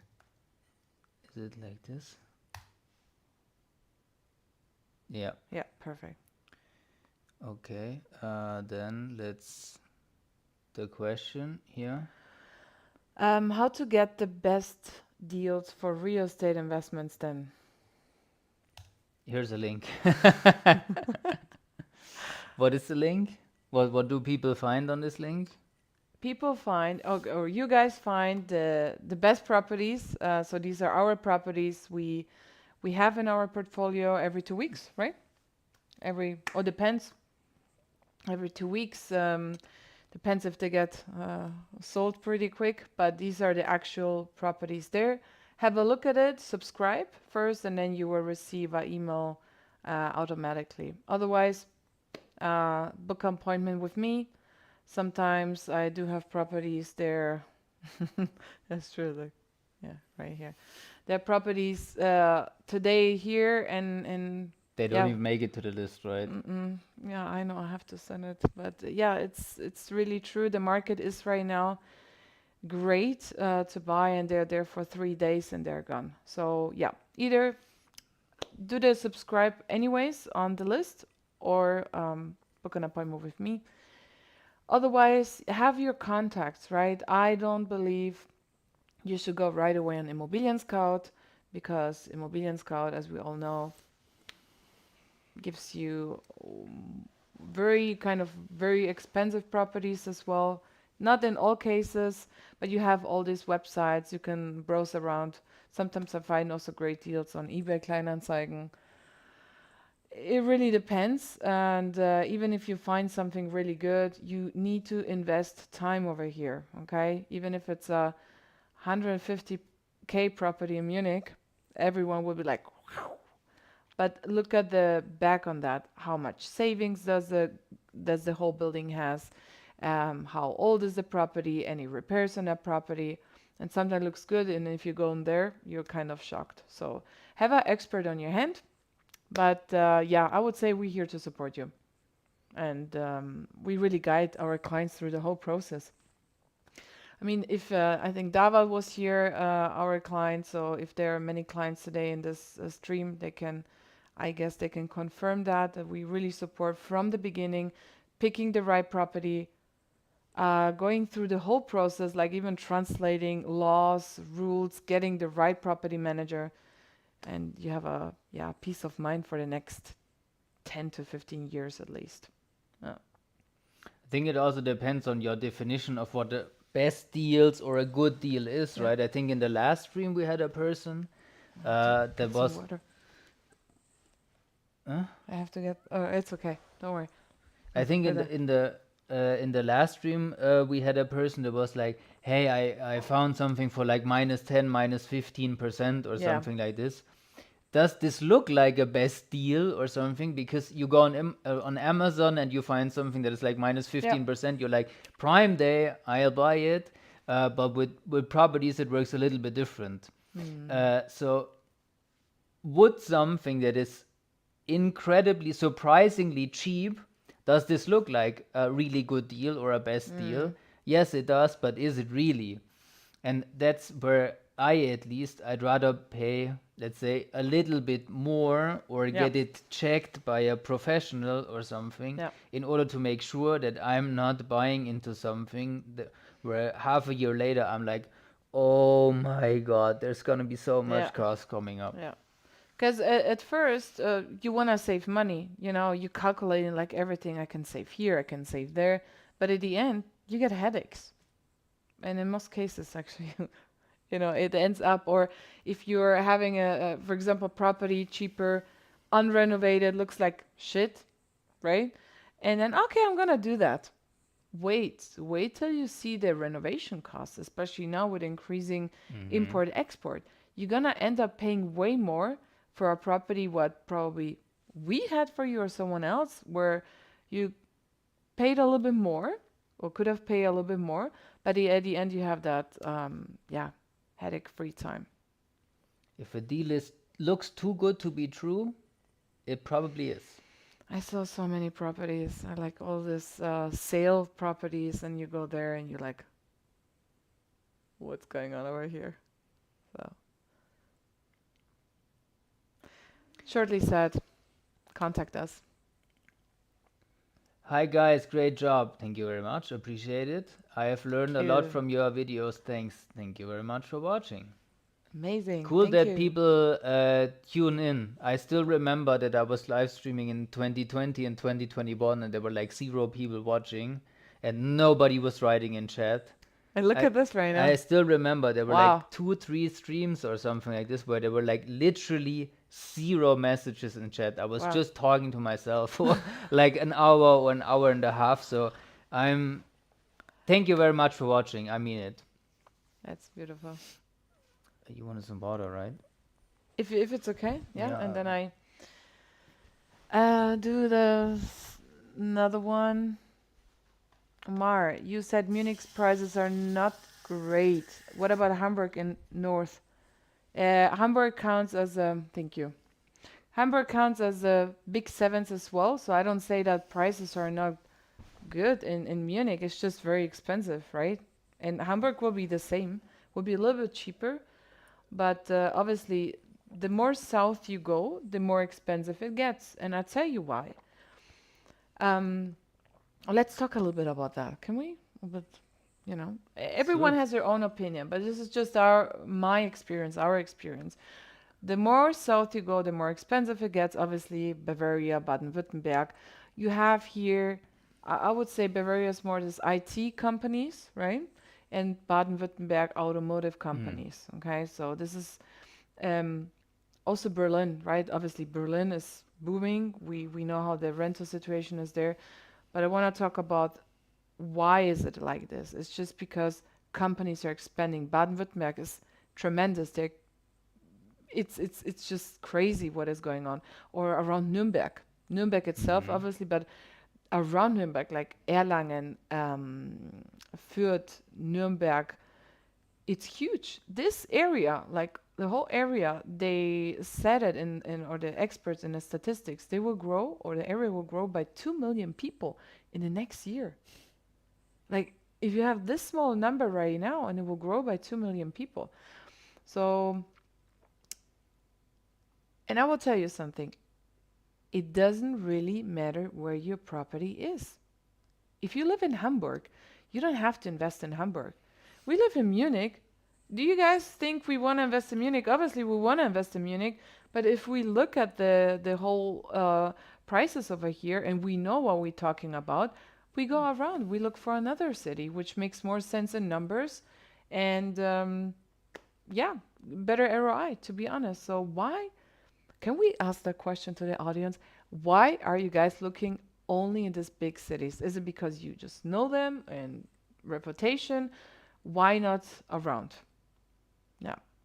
But yeah, It's that secure, of course, right? In Hamburg, Munich, nothing's gonna happen to this, but you pay the risk premium for that. If you want a, if you want a property in a very secure location in a very secure city, then you're gonna pay for it. yeah, but sometimes it's like secure location, and you're like, oh, it's too expensive, and then you keep looking and looking Yeah, and looking, and yeah. then you end up buying nothing. So even the areas around these big cities, they're great too. Look at now in Munich, so many people moved out, like since Corona, obviously. They moved out of Munich, and they're okay to take the train for 40 minutes or an hour. We got a heart. Beautiful. I think I've seen this for a while. What does this actually mean? It's reactions. So you can just send a heart or Yeah, just okay, saw I saw her flying. Beautiful. okay. Well, thank you very Yeah. much. I guess. And oh, another heart. Oh, this is exciting, Yeah, actually. no, the hearts are flying. Wow. Woo! So much love here in chat. Obviously, look at this. Uh, I'm getting red. Look, oh, blushing. Daval, do you think interest rate is already peaked? As we so many hearts as we look around the war situations and oil price again going up, can it cause another one or two interest rate hike from ECB to fight inflation? So uh, Daval paid actor in this case because we actually prepared the long-term interest rate chart because we kind of knew that this is gonna be a topic tonight. Mm. Because you always hear and other people say it, right? Interest rates are high. Well, here's how interest rates are, right? They are higher, but I think when you mention interest rates are high, you say this because you got into real estate or interested in the topic around 2018, 2020, 2021, right? Where we had like 1% or 0 point some percent interest rate. And now you're like, oh, it's 4, it's high. But people that are longer into real estate or live in Germany longer, like we do, we know that interest rates have been a lot higher in the past than right now. It's just that the last couple of years, the 2020s or in 2018, 2021, like this range, was incredibly low. And now we're kind of back to normal if you take a look at the chart. ECB increased the rate last week, 2 weeks, 3 weeks ago, something like this. So as of making this live stream, the key interest rate in the Eurozone is the highest it's ever been. Did we see a lot after they increased it in mortgage rates? Not really, because the market already expected it, that the ECB is going to increase the rates. Will they increase again in order to fight inflation, which is what Daval asking? Possible, of course. Nobody really knows. I think over the last couple of months, inflation has come down a little bit, which is normal. We talked about this in a video before, right?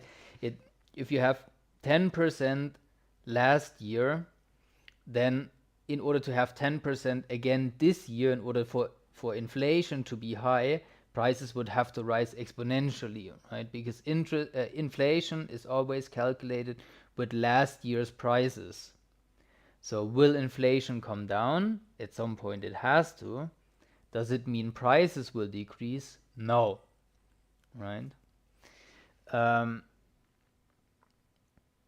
Nobody really knows, but my personal guess, and I know someone will see this 2 years from now and will completely rip me apart, but my personal opinion on this is that we have to understand that the key interest rate is politically manipulated or motivated, let's say, maybe before they shut down this YouTube channel.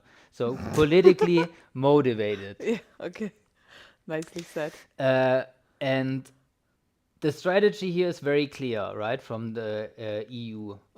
The EU was founded, and then a lot of countries just got massive amounts of debt since the global financial crisis because it was so cheap, right? And now they're inflating their own debt away, because who can pay this? Look at the charts. If you want to Google it, look at the charts. What is the debt to GDP ratio of all the European countries? It's incredible how much debt every single country has. So now they're inflating their own debt away.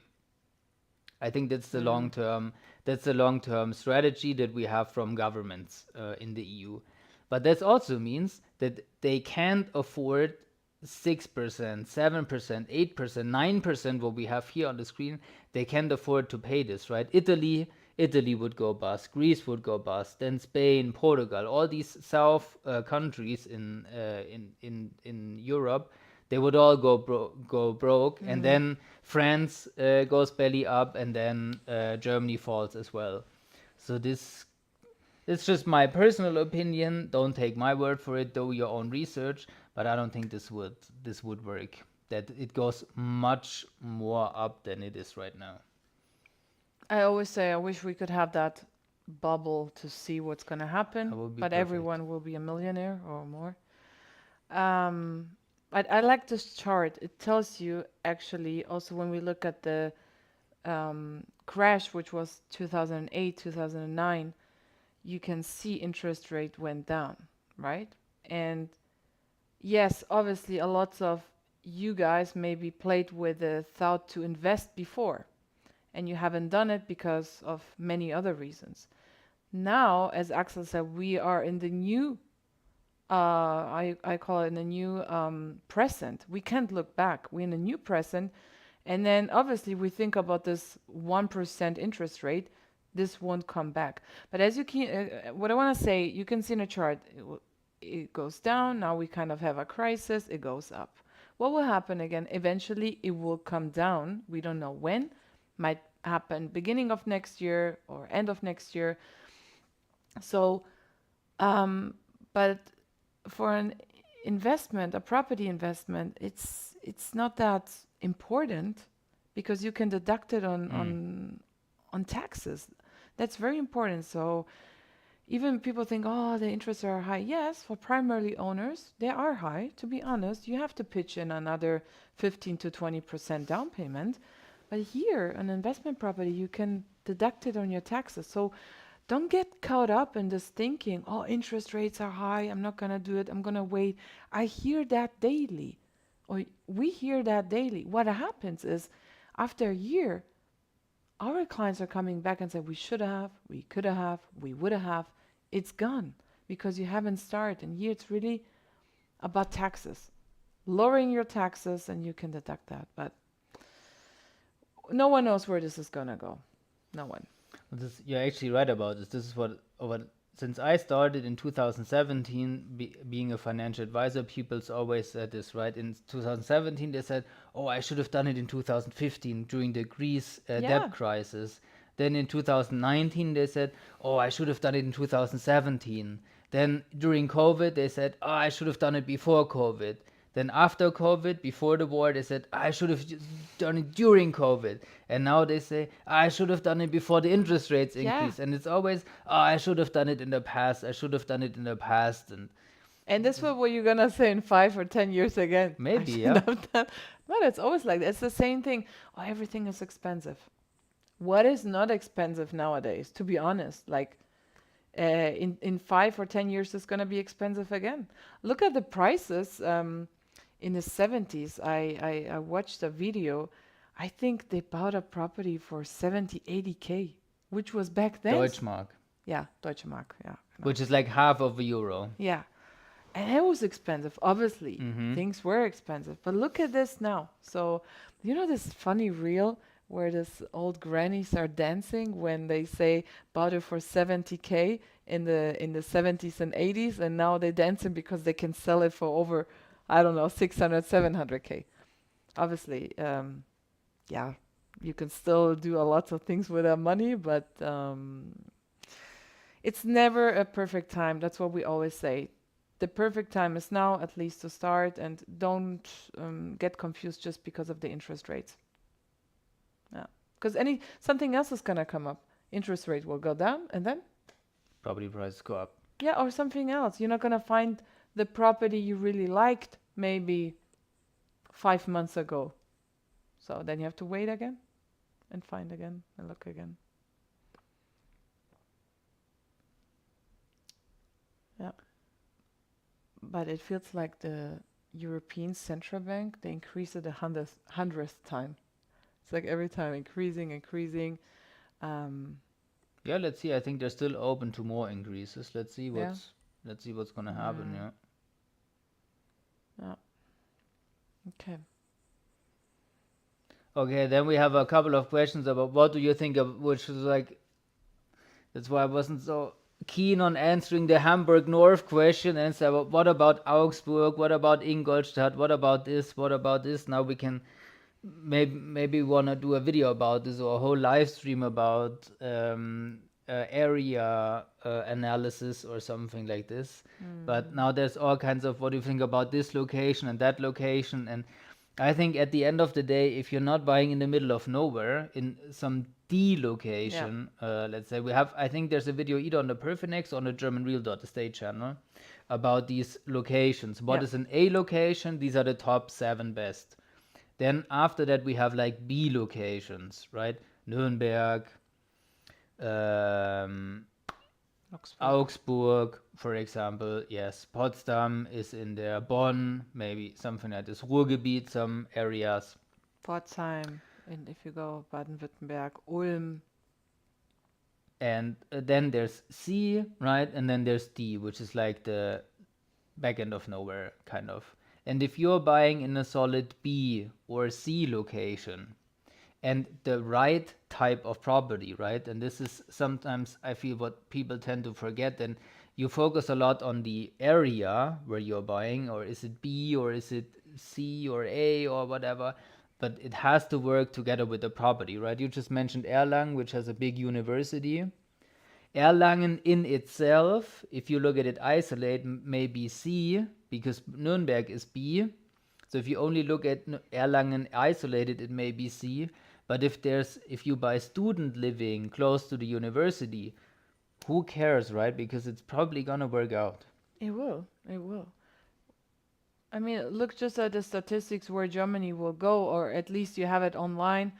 It's not that updated daily, I would say, or weekly, but you can see where the property will go, how much unemployment is planned in that area, for example, how many students are planned in that area. So, for example, Pforzheim right now. Pforzheim is expecting a lots of students, I think over 8 or 9,000. So that means they need living space there. What happens over there? Now they create living space. And I think that's one of the 13th best Hochschule, I don't want to call it, but in Pforzheim. Also another example. And I agree, it really depends. So just remember, A areas, very expensive. You need more money for that. Or a solid B and C area. It will do it too. It will be okay, right? So Bodensee, there's not a lot of care properties because we yeah, had this question before, it's true. which is of course a nice Yeah, location for elderly people. yeah, So it always, the property and the location have to come together in order to make a great investment. yeah, true. Okay, okay, you have to tell me where we are right now. What do you think about Hier. Okay, Warte mal, ich mach mal die. So, okay. hier. Yashwant, would an investment from abroad be an ideal scenario going for big in land and business property? Would an investment from abroad be an ideal scenario going for a big? Oh, you mean you're living outside of this country? Do I understand it right? I don't understand it either. Would an investment from abroad? So you're not here in Germany and you want to invest in Germany, I guess? No, doesn't make sense. Number one, I mean, if you're cash, if you have it in cash, I guess, but still the banks and the registry book office, they want you to be registered here in Germany. If you want to finance it at all, you have to be registered here. And we can also talk about later how to start, right? That's another good part, how to start. So be registered here. You want to do this now? Yeah, we can do that now. Because we actually had a question on Instagram. I hope I understood your question right. If you don't live in this country and want to invest from abroad, okay? Yeah. I'm starting. Where should I start? So that's the questions we get daily. What are the requirements to start investing? Number one, as mentioned, you have to live in this country. You have to be registered over here. Okay. Number two, in terms of work, so you have to make sure you're not in probation, right? And at least The you're first working 6 months of your employment. exactly the first 6 months, and at least you're working for over 6 months. Okay, that's where the bank looks at it. Number two, what I always ask is residential status, because Yeah, go ahead. because people think with a blue card that's the minimum you should have, a blue card. Okay, because there are banks now in Germany, they finance blue cards. Obviously, some banks they want more down payment for blue cards, but I saw scenarios where a blue card holder had a better interest rate or better term than a PR card holder. Okay, but minimum is blue card. You were gonna say Yeah, something about the employer. So make sure that you're out of probation period, and also what we experienced a while ago was somebody working in Denmark. And with an employer in Denmark, he was living in the north of Germany, but he had an employer in Denmark, working in Denmark, so Grenzgänger-mäßig, which would also be for Switzerland the same. Yeah. Because according to European or German law, I forgot it, if you earn in a currency, you always have the right to transfer or to convert your mortgage into that currency. Yep. because that is considered your home currency Yeah. or whatever, because you're earning in that currency. And then no bank in Germany will give you a mortgage. Because let's think about it. You get a 100,000 euro mortgage, and then the Danish krona versus the euro goes into your favor, and now suddenly you only have a 80,000 euro Yep. mortgage. Then you go to the bank and say, hey, I want to convert this now to Danish krona. Thank you very much. Yep. Yep. This is why no bank will do this. So not just be out of probation period, but also your employer has to pay you in euros. Yep. Absolutely. Yeah, we had the employer, we had the probation, we had the residential status. Also, when we look at the finance right now, you should have the money for the additional payment. Okay, just clearly said. These 110% finances might work, but mostly this time not anymore. Okay, it's just a different market right now.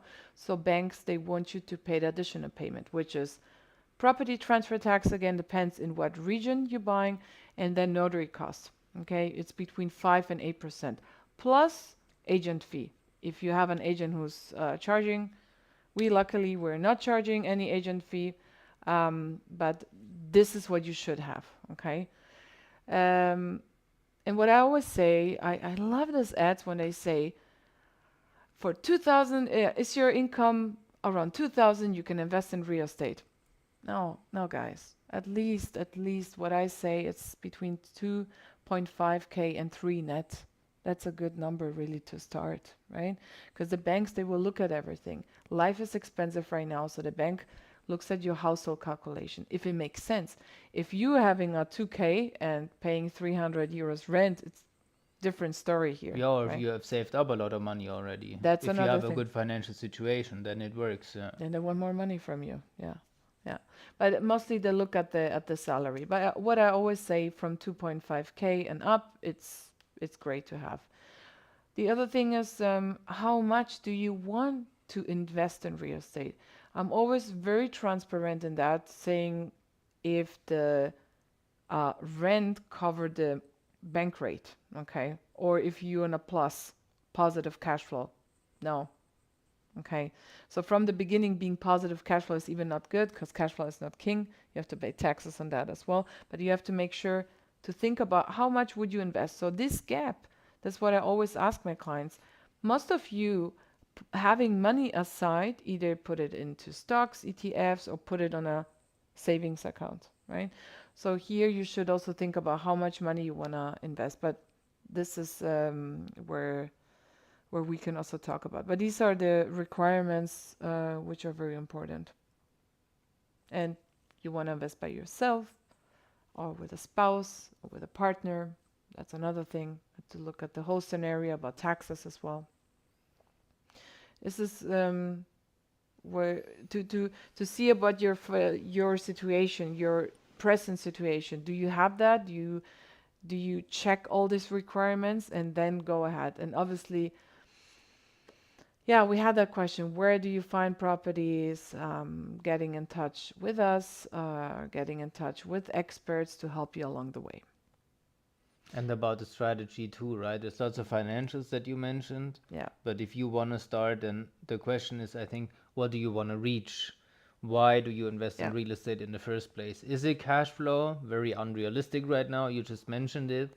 Do you want to leverage? Do you want to get passive income in 10-ish years or something, when you maybe Yeah. want to take a step back from working? So do you eventually maybe want to move into this apartment? There's lots of different goals people have, why they invest in real estate. And I think you should think about it before buying the first one. Yep. That's true. But if you don't know all this, yeah, talk to us, because we understand. I think we heard a lots of stories, and we understand your point of view as well, right? So we can support you in that. Okay. I always don't know where we. Okay, you're right Ja. here. Yeah. Warte, ich mach kurz die. So, yeah. Magst du? Nicht? David, guys, what about investing in a Devon property? There's probably some. Do you remember T9? the auto correction. There's probably something auto correction here in a Okay. D1 property. Not sure what this means. Mm. Financing 100%, but the mortgage payment will be around 1,100 per month, but renting the property will be max 850 per month. I think Mm. this again the negative cash flow that we talked about earlier. So, I, I, you guys usually like to compare, or many people like to compare pre-tax cash flow, right? That you're saying, this is how much I pay to the bank, this is how much the tenant pays me. So I'm minus, what did we have earlier for 500,000 in mortgage? You were minus Thousand 1,000 something something. Yeah. pre-tax, bad investment, right? But actually, and I think eventually, if there's more and more comments about this, I think we have to, it's probably a good idea if we make a video about this. Because what you always have in the mortgage payment is your Tilgung, right? The repayment, which is basically building assets. You buying more and more from that property that you have per month. And what you actually want to do, if you want to look at cash flow, is you want to think of what do I pay to the bank in interest, because repayment comes later on. What do I pay in interest? What do I pay for the property manager? What do I pay in Hausgeld, for the insurance? And all of these costs that you have, basically deduct this from your taxes, and then see what do you actually get as a rent payment, because rent is not taxed if your costs are higher than your rental income.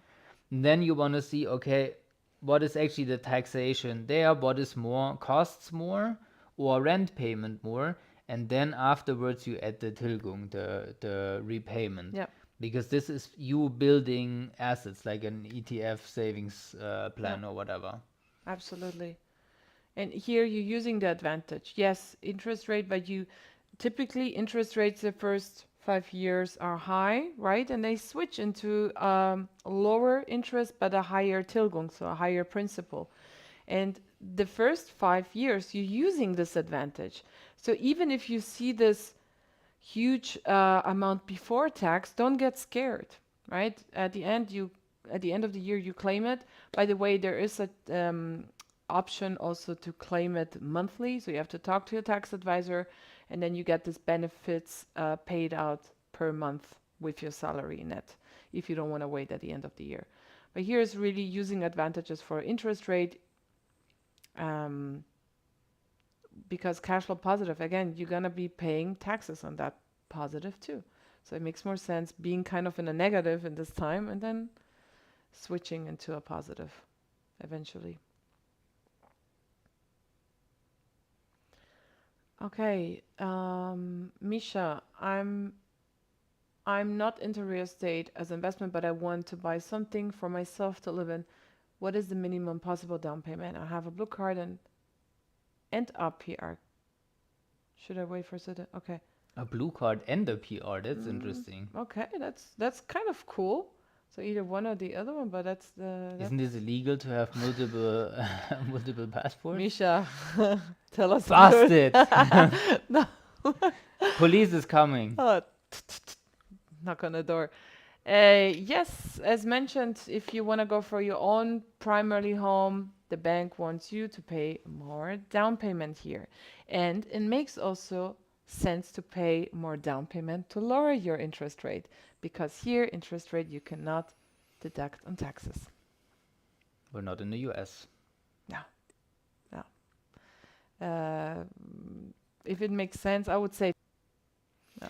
So if you're a fan of ETFs, here's kind of a thought experiment that I like to do with clients when we have meetings.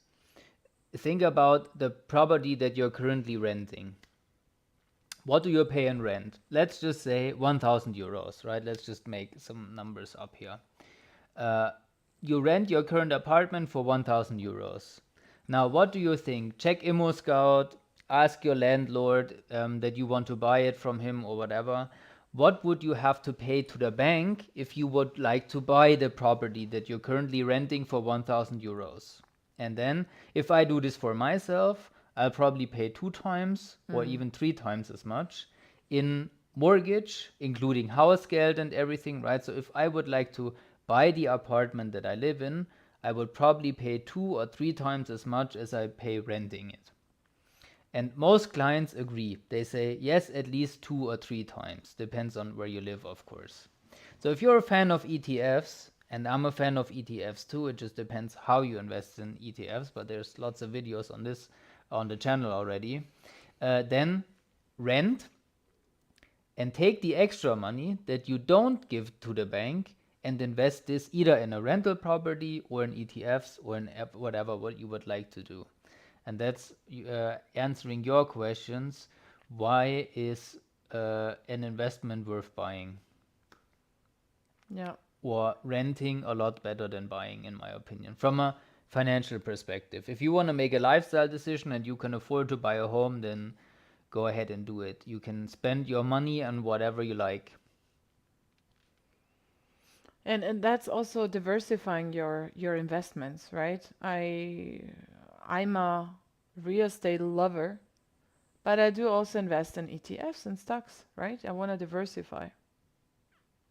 We also have a lot of clients that put their rental income into an ETF Yeah. savings plan, Yeah. and I think that's Amazing. that's extremely clever. Yeah. Also that 5%, how you call it, Sondertilgung, Yeah. Rather invested. rather invested instead of putting it into. But again, here we're gonna Larry and Laura.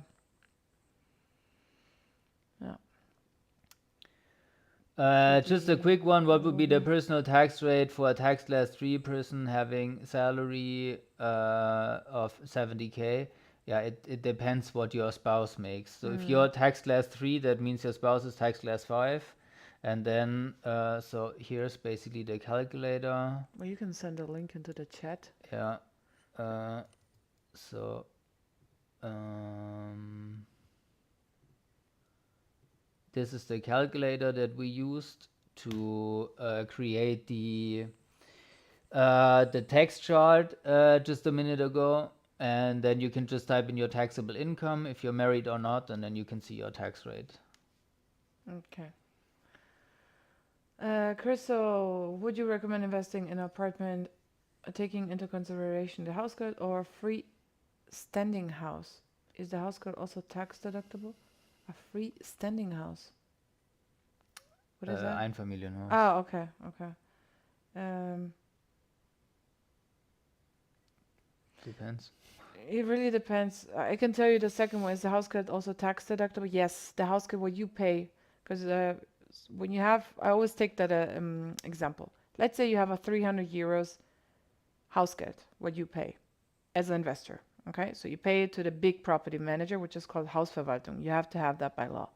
So usually 2/3, half till 2/3 of that house geld is been paid by the tenant as a one rent to you. The remaining 1/3, which is in this case 100 euros, so 200 euros goes to the tenant, comes back to you, and you have this remaining 100 euros. Okay, these 100 euros are tax deductible. You can deduct them as well. So just remember, all costs which are related to investment property, you can deduct it on taxes. Nicht umlagefähige Kosten. Genau, umlagefähige und nicht umlagefähige Kosten. Ja.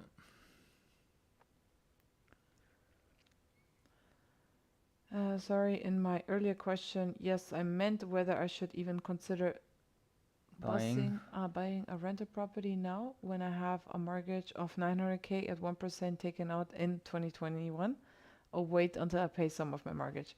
Yeah, I guess. Yeah, or just invest in ETF. It is just a standard apple. What's better, an apple or an orange?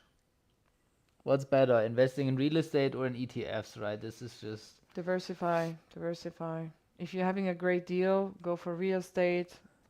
Just do a great mix out of it. But I think there's a isn't there a maybe someone can check on the channel. Isn't there a video already, real estate versus ETFs? You don't know. I think there is. There is one. Yeah. There is one, I think. I think there's a video, real estate versus ETFs on the You have on too the many channel. videos, actually. Yeah, it's 400 something now. No kidding. Really? Mm. Wow. I'm doing this for quite some time. 3.5 years now. I started in the pandemic. Wow, Pandemic sorry. channel. He's a pro in front of the camera. A lot to Amazing. learn still. Okay, Giuseppe, hello, excellent Vanessa. Thanks for your Giuseppe. time. Nice discussion. Question to the experts. So the student, question for you. Fixed or variable mortgage interest rate at the moment? Yeah. Ciao, Giuseppe. Long time no talk. Yeah, we talked. If you were here, we talked about this fixed one for sure. Buying it and holding it 10 years. The variable one might be a little bit lower, but this changes, right? So if you get the higher one, you have to pay the higher one. And variable one makes only sense for a different strategy here. Or in the US, it makes sense. I think we talked about this. US is different, right? The banks, they work different, but here's also completely different. So we cannot compare it. But variable here in Germany makes sense if you do a strategy which is called fix and flip. So you fix, you buy a property, you fix it, and you sell it. Because you just have a little time to sell your property, and then you can do that one. But buying a property and holding it, for sure a fixed one.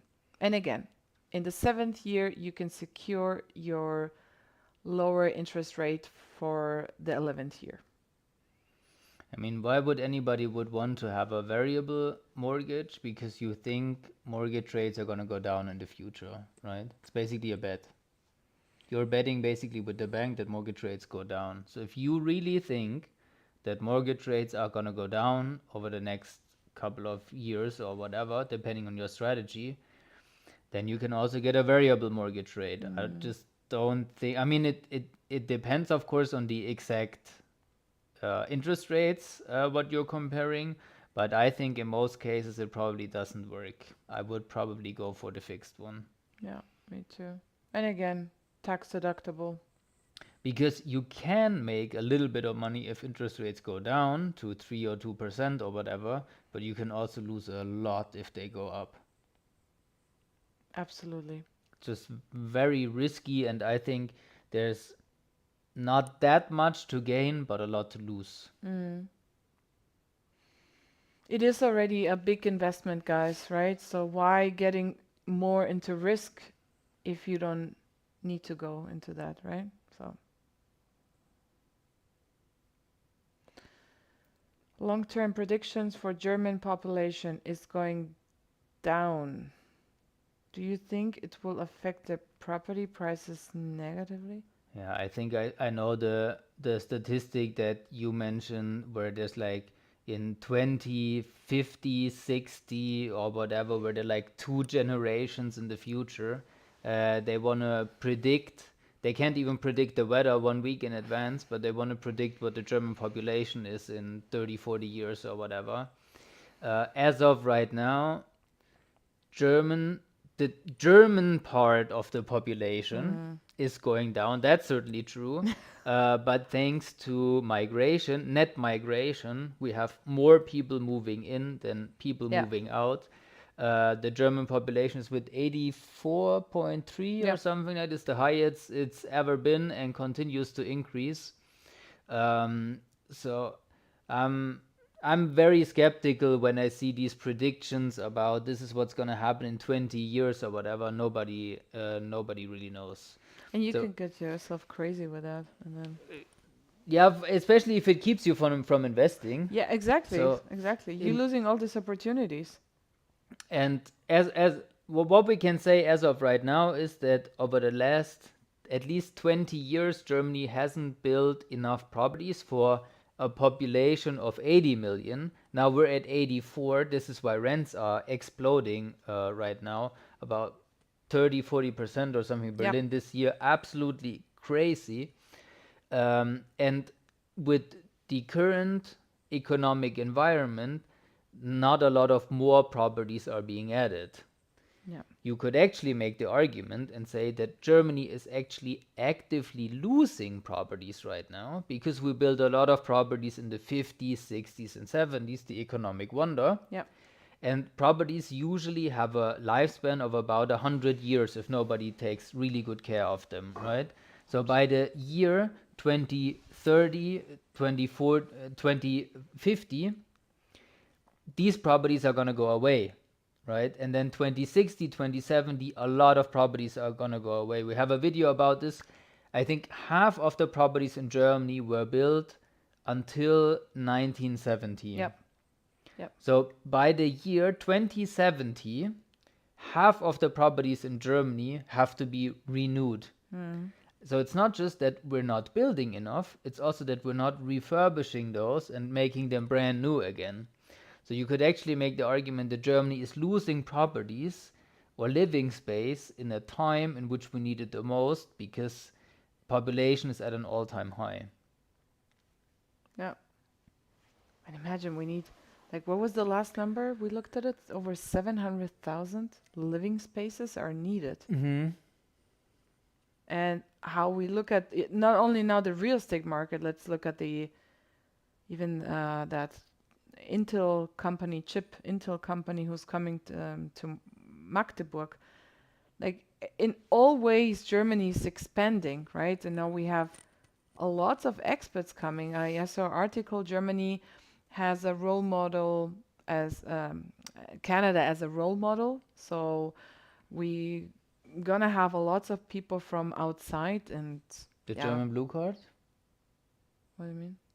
Or the green card, what they call it? Yeah, exactly. one? That one. Mhm. Yeah, that one. So, and again here, if you're investing, don't think about 20, 30 years. Start thinking about that after 7, 8, 9 years. Okay? And then see what you're gonna do with that property. From experience, when I talk to investors, like really investors who are investing over, I don't know, 20, 25 years, they say it's kind of it's called a Mitläufer. So it's just running, right? So they even like, oh, I have to decide right now what I'm gonna do with the property. I'm gonna refinance it or I'm gonna sell it. Ah, it's actually making good money. Let's do refinance. So they don't even care that much anymore. It's just the beginning to get that, keep going, right? To And get these are all the questions before you buy a property, right? Shall I sell it in 10 years? Shall I yeah, refinance you all of don't it? know. Maybe you just buy the property and Yeah. then you think about this in 5 or years or Yeah. something. I mean, it's good to think about it, right? It's a lifetime investment. Obviously, it's a lots of money, guys. I completely understand. But this is how usually these older investors think when I talk to them. I say, also, when we started, like, what are you thinking of? It's like he went to buy some bread. I want to give SG one thing though, and I want to play devil's advocate here and say, okay, let's say the German population is shrinking, all right, just for the sake of the argument. Then this would be another reason to not invest in the D locations, because Yeah. what's happening around the world if you check the statistics? About half of the of the world population or something is living in cities, right? Yep. And more people are gonna move to the cities. Then again, buy in the B locations, maybe not in the super crowded city centers, because then it's gonna develop something like Hong Kong or something where people live in these small cages. Exactly. But then maybe the B location somewhere around, like in Munich, for example, the S-Bahn region, maybe, right? Because U-Bahn is gonna get prolonged. This is what we have with U5 that is Yep. going now to passing. So cities will grow outwards because Europe decided that we're not going to build these huge skyscrapers, right? Only Frankfurt has it, and Yeah. It's forbidden actually in Bavaria in general. exactly. So the cities have to grow in outwards, Yeah. basically. Yeah. And this would just be another reason to not invest in the middle of nowhere, because then, if you're right and the German population is shrinking, these areas will be abandoned, but cities won't. Yep. Absolutely. Konstantin, for very long term investments, are there any other way to diversify other than 3 or 2.5 mentioned all the time? Oh, that's something for you. And real estate at the end. For what? For very long-term investments, are there any other way to Pension. diversify other than the 3 ETFs, pension level 3, same as ETFs with tax benefits, correct? Yeah. So pension is always a big word for people, right? But it's just a tax wrapper. So basically, a pension just means that you get tax benefits at some point or the other with your ETFs. So over the long term, this can be a lot more tax efficient than a standard investment account. And real estate, yeah. These are, of course, the two big asset classes, right? That always made money, that will probably continue making money over the long term too. What a lot of other people like doing over the last couple of years with all the economic crisis and the war and everything is that a lot of people started gold savings plan.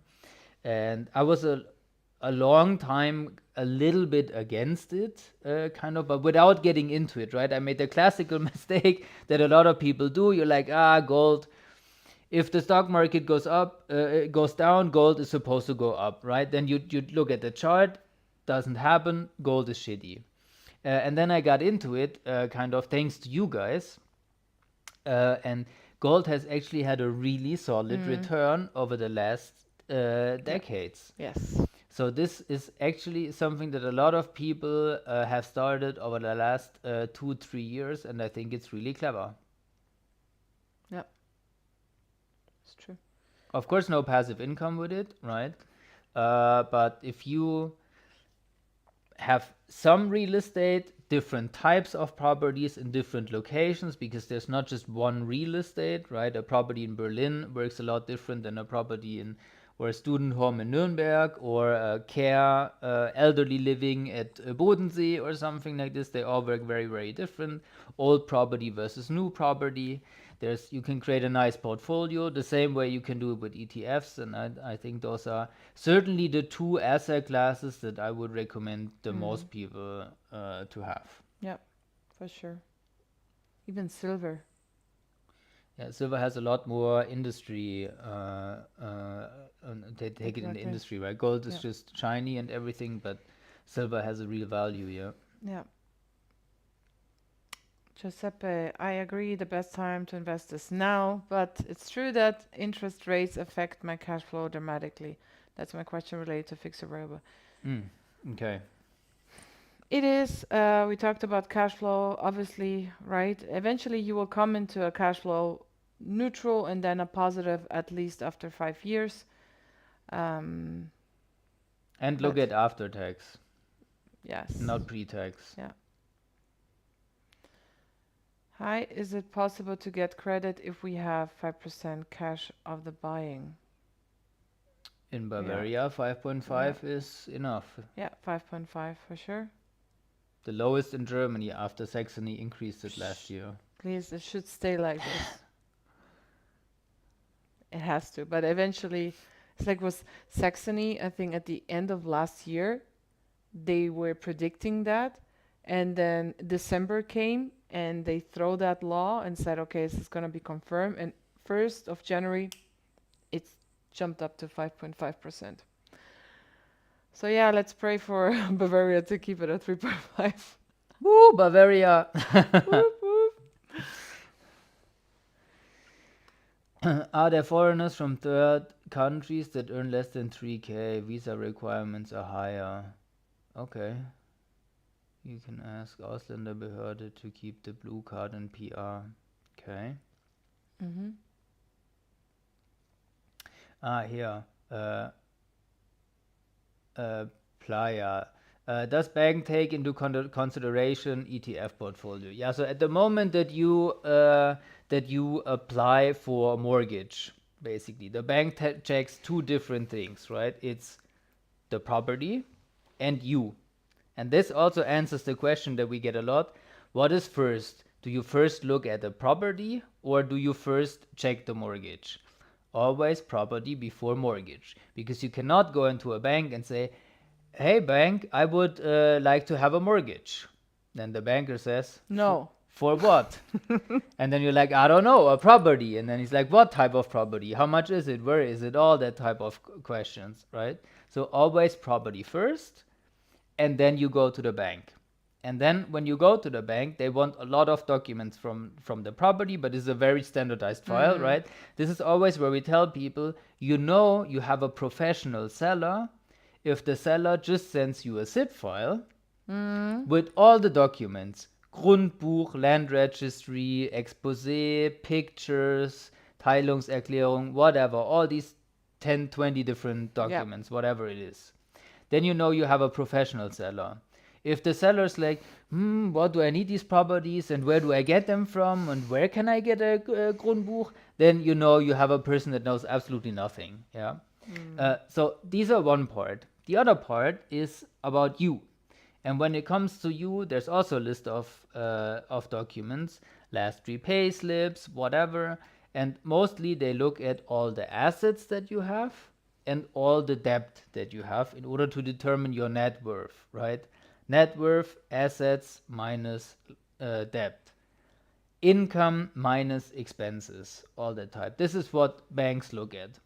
And if you have an ETF portfolio, then unfortunately, Germans don't like investing. Banks don't like when you invest because they say ETFs can go down. So depending on the ETFs that you have, some banks don't value this at all.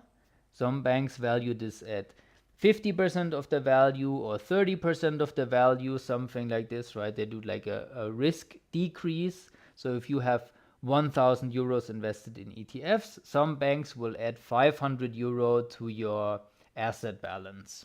They do like 50% risk decrease. Or they say, if you want this to be valued at 1,000 euros, sell all the ETFs and give it to us. Give us the money, because money is worth 1 for 1, right? There's no risk decrease for that. And that's always why we're saying put the ETFs into a pension level 3 and use it as collateral, because for some reason, and I think it's stupid too, so if you're about to think, what the fuck is this rule? I completely agree. I think it's stupid as well. But an ETF inside a pension level 3 is worth a lot more to the bank than just a standard ETF portfolio in an investment account. Even though it might be the same ETF, they can go down. But Germans, we just like saving, we like pensions, we like insurances, we don't like investing. That's just the way things are here. And no debt. And no debt, yeah. That's what I always think. The government is not gonna sell you properties, right? So German government will sell you what you said, kind of the secure things. But if you go to the bank and, as mentioned, you say, I have a property, it is already with the bank. The bank took that property investment already as a mortgage, as a secure. So if you don't pay your rates to the bank, they take it away. And this is why they count it as a 100% asset, right? If it's a good property, yes. Yeah. Yeah. Because there could also be a difference of the ask price from the seller and what the intrinsic value of the property is, especially here in Munich, right, or in other A locations where you have these moon prices where sellers say this property is worth 400k or whatever, but then it's a super crappy old shack, and all banks say, well, this is only worth 300k. Yeah. And then also you can't get 100% financing, because 100% financing would mean you get 400k, Yes. but you only get 400k from banks if they think this is really worth 400k. And especially in the cities over the last couple of years, we've seen a huge discrepancy over time that banks were very cautious in the intrinsic value of the properties, and they got more and more away from the prices that you see on ImmoScout or wherever. Yeah, that's what we talked. If it's the right place to really look for a property. We talked also last time about, comes to my mind about the off-market properties, right? Off-market properties are not online. You get them for at least for the value or for the same value or under the market value, but it's just better instead of. And sometimes you see a property and then you have so many people also coming, and then it's kind of this bidding thing, and then you end up paying way more. And what we are actually working on, we can't tell you a lot of details right now because I don't want to spoil the deal or whatever, but what we're currently working on, that in beginning of January, February, something like this. We're working on something where we would get an exclusive property in a A-ish, B-ish location, Yeah. and then we get it exclusively only for you guys, right? So this Yeah. would be absolutely off market because you can't get it anywhere else, and then we can make sure that there's an orderly process for everybody that's committed and for everybody that wants a property, that or a unit in this property, that he gets it, and there's no bidding or auction or some people trying to rip you off or something like this. Then we can make sure that it's an orderly process and Yeah. we get done everything as it should be for the peace of mind of everyone involved. Yeah, for sure. So I would be very happy if we can get this done. Excited. Well, we can't tell anything yet. Not yet. Not yet. Not yet. Not yet. Not yet. Let's wait another Surprise. 2 months or something. Yeah. That These would- these things are not done quick and not as easy as some of you might think. Remember, we proved them as well, right? So we do our homework, because eventually we're gonna invest in there too. So Yeah, Playa wants to consult with you. with me, is it possible with you? Live in Munich. Live in Munich. Yeah. Just book yourself a meeting with me, with us, and then let's go from there. So we don't charge. Obviously, it depends what you guys want to do. Also, when we support also our clients in terms of supporting you, what you found, but primarily we prefer our own, because also in terms of investment properties, these are already yeah, it went through a procedure in terms of appraisal, talk to the bank and everything. We did our homework, so it's just way easier for us, but also more beneficial for you guys. But just book your appointment over there and the link here. Oh, here. It's reverse, right? Yeah. Yeah. Okay. Okay, the Grundstück thing we had already, Yeah, yeah. we talked about it. Thank you for answering my question. Well, thank you for tuning in. Ciao, Vanessa. Thanks a lot for the explanation. Sorry, I had a difficult. Let's talk soon. Let's talk soon. Giuseppe, looking forward to. The best quote for interest rate: marry a house and date the interest rate. I think I have to think about That's this probably tomorrow. a fun fact, no? Hello, guys. The best quote for interest rate: marry a house and date her. But I don't get it. Because interest rate is not so much commitment, huh? Okay. And Kind of house? like you're just dating it, but you're married to the house, and house is long term, but interest rate is like short term, something like an affair or something, like a date maybe. Okay, but marry a house means your own house where you live in? Yeah, or Okay. property in general, huh? Okay, I'm gonna Google that later, Khaled. But it sounds like a clever quote. Yeah, but I think it, Yeah, guys, so it's 10:30. it's way past my bedtime, to be honest. Mine too. It's kind of shutting down, but we will get there, Khaled. We will Google that. Such a great show. I really enjoy listening to you guys. Yay! Thank you. Would you buy a 1.5 Zimmer of 44 square meter as an investment property? Assume location and city is super promising. Why not? Yeah, so 44 is pretty good, because what I don't like from a mortgage broker perspective, right? If you guys come with 39 square meter properties, because there's lots of different, we talked about this before. We have the 750 banks, right? And a lot of banks have their rules, which make more or less sense looking at it from the outside perspective. Because of course they don't discuss it with me or anybody else, right? They just have their own rules that sometimes you might find stupid from an outsider perspective, but they probably have a reason why they have it. And then there's some banks, or a lot of banks, don't finance less than 25, or 30 or 35 or 40 or something like this. And after 40, kind of, that's why I'm not so happy if they come with 39 square meter properties. After 40, there's some banks that only do 45 and plus, but this is not a lot. So with actually plus 40, you get a lot of banks at your disposal. So why not?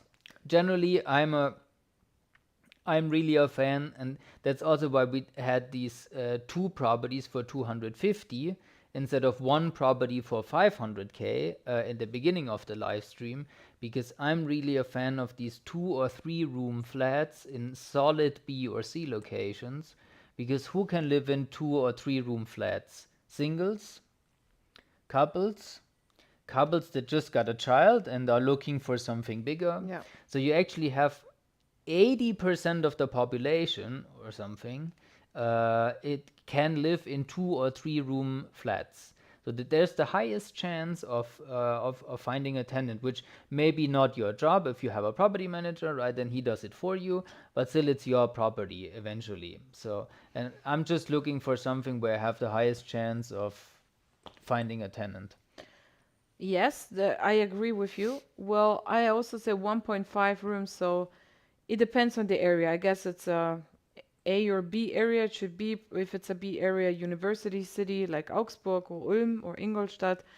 Um, we're having a lots of YALF, right? So now if we're comparing the universities in Munich and the living situation, these people or these students are living 5 of them in one apartment.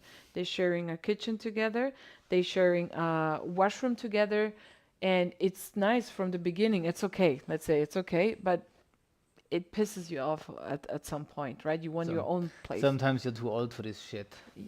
Yeah, that's another thing, age. But if you're young, you don't have any obligations, no responsibilities. You're like, okay, I study.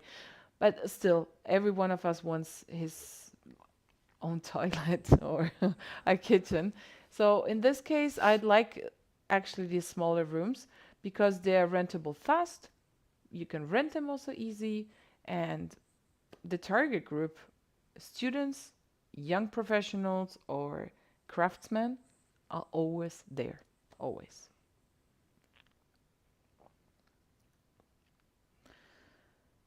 Property first, mortgage second, but will the property wait for you? Yeah, this is so speaking from experience here, this is what I think you too, but I experience this a lot, where working with professional people, everything will work out. If everybody knows what his job is and everybody does their job, everything works out perfectly, right?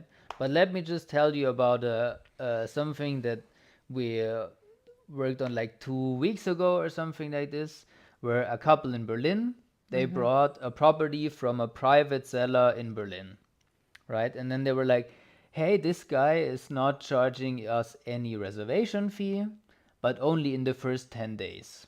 So they wanted to reserve it, and they were asking me, can we get financing done in 10 days?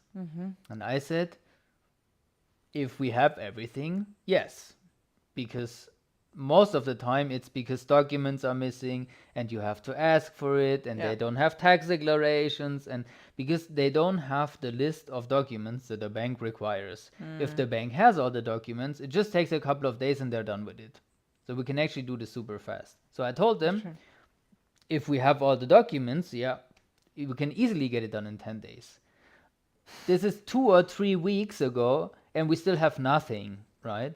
Because what happened, I sent them the list of what we would need, and then the seller is like, what does this mean, Teilungserklärung and all of this, and What? completely unprofessional seller. And then of course you can't get it done. And then, or if the seller is unprofessional, you are unprofessional because you don't have documents or something, then the property is not gonna wait, of course, right? So, but if everybody knows their job, if the seller is professional, has all the documents, if you are professional and you have all the documents, which, to be completely honest, from your perspective, you can only focus on what you can control, right? It's true. But from your perspective, there's 10 documents or something that you need.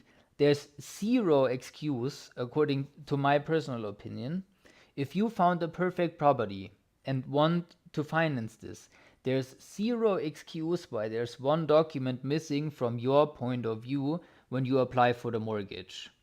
When I was looking for a property, I just prepared these 10 documents, and at the moment that I found the property, I sent the zip file to the bank. Yeah.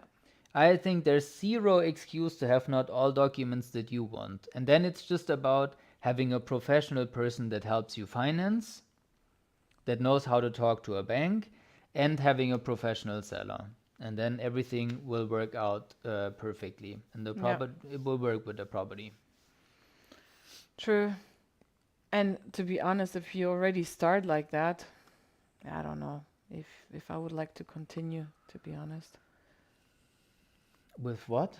No, in general, so your clients, right? If you say the seller didn't have any documents, you're still Yeah. waiting for that. This is what you don't have with us. It's kind of everything already talked to the bank, already appraised. And what I was gonna say, Misha, property first, mortgage second.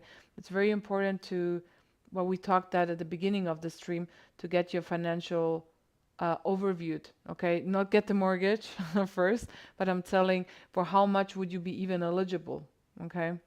So you might find a property in Berlin for 350K and you are eligible for 300K. So check that first, and obviously property should be found first. Maybe we can help people with this, right? For how much are you eligible Yeah. for? Yeah. Because let's say we have 100,000 property, right? Yeah. 100,000 property. Then what did we say? 4% interest, 2% principal, right? So that's 6%. So this would be 6,000 euros Yeah. a year that you would have to pay to the bank, or 500 euros a month. Yeah. And then you can kind of see, because banks have certain scenarios, right? What happens if rent goes away for some reason? If you don't have a tenant, stress scenarios and whatever. Could you pay this, right? So the bank kind of looks at, is this a person that could pay 500 euro for a month or 2 or 3 or something if shit hits the fan? Yes. Okay, then on this liquidity or stress point of view, you would be eligible for 100K. What else do you need for 100K? Closing costs that you mentioned before. On top of it, yeah. So maybe, let's say roughly 10%. So is this a person that has 10K in their bank account? Yes. Okay, then you're eligible for 100K. And then kind of you can move on, right? Do you have 20K in the bank account? Then maybe you can afford a 200K property. If the stress scenario with 1,000 euros, in case you don't have a tenant for a month or two, works out as well. And this is kind of how a bank looks at this too. And there's no hard fact that you can say a person with 2.5K monthly net income can afford this much. Yeah. It always depends. There's always a range, but this is kind of how banks look at it in order to help you out. Absolutely.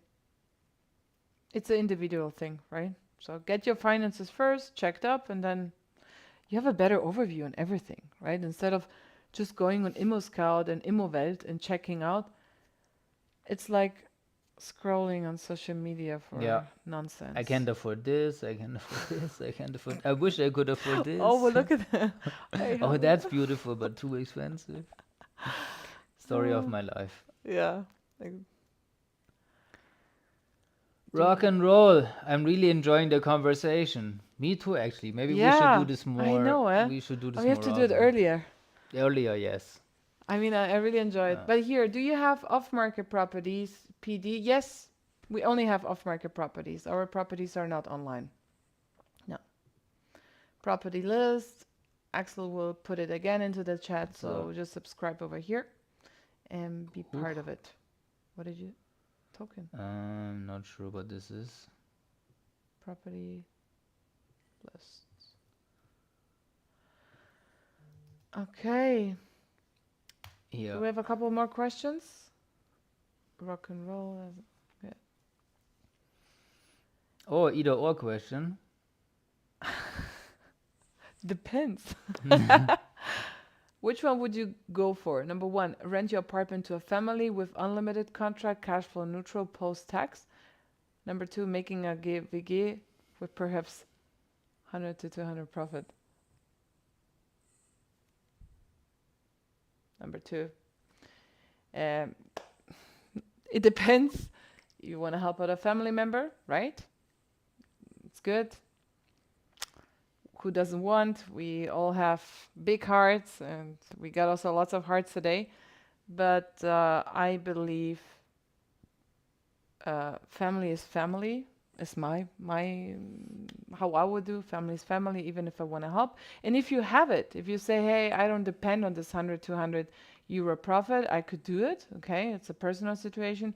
But if you say, hey, I just want to make money here and I want to just divide these two things, then do a VG. I think that, yeah, usually I like the it depends, but this seems to me very much like do you want to make less profit or more profit? And then I would agree and go for the more profit option. And yeah, the other thing is also increasing the rent, right? By law, you can increase the rent every 3 years by 15%.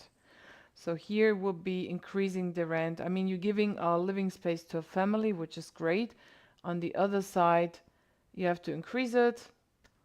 Maybe they like it, maybe they don't like it. I guess they're not gonna like it. But if you do a VG concept, it's just, it's not, you're not connected emotionally here, okay? I always talk about that. When you, especially if you have a family and you having a family, yes, you helping them, but at the same time you have to think like an investor without emotions, because this is why you're investing, right? If you buy your own home, you go with emotions there. Everything kind of has to be perfect. You look at every little thing, and here's just numbers. I think this belongs together. We gave to students, so chances of increasing rent is faster as they move in and out within years. Yeah, Might not be exactly. possible. Yeah. Without reading the next question, I guess you answered it already, PD. Okay, can someone in their 40s build a portfolio of 5 to 7 investment properties in 10 years with netto of 6,500 and increasing? Congrats to that first. 6,500 is like 10 gross, huh? So much taxes. That's That's what I always that's think. certainly big. Yeah, pay a lot of tax. Assuming the property are either cash flow neutral or positive. Yeah, I mean, the big deciding factor for this is, of course, you have a net of 6,500. Congrats to that. But what are your expenses, right? Because if your expenses are also, let's say, 6,000 or 6,500, then it doesn't work. If your if or let's say then it wouldn't work under the current numbers. If you want to make it work, then decrease your spending. So you have, let's say, for 10 properties, I don't know, I wouldn't spend more than 4K. So he still has like 200 euros, something like this, 200 euros a month for each of the properties. So 200 euros times 5. Yeah, I wouldn't spend more than 4,000. So if you still have 2,000, 2,500 of free liquidity, then it can work pretty good. But that's you counting 100% finance, right? If you have more in terms of down payment, obviously. Yeah, then of course, if you bring some additional savings, Yeah. then it of course gets easier and easier. Yeah. Yeah. I was assuming 100% financing. Yeah. Yeah. But if you also have like, let's say 50K or something in order to get going, then of course it makes everything even easier. Yeah. Sure. Okay, and then Like the discussion, I think, yeah, GM, I realized that as well, family and student, but I read it in the second question. Yeah. Sorry, last question. I know you want to get some sleep. No, you're good. You know what? We drank coffee I mean, before. eventually.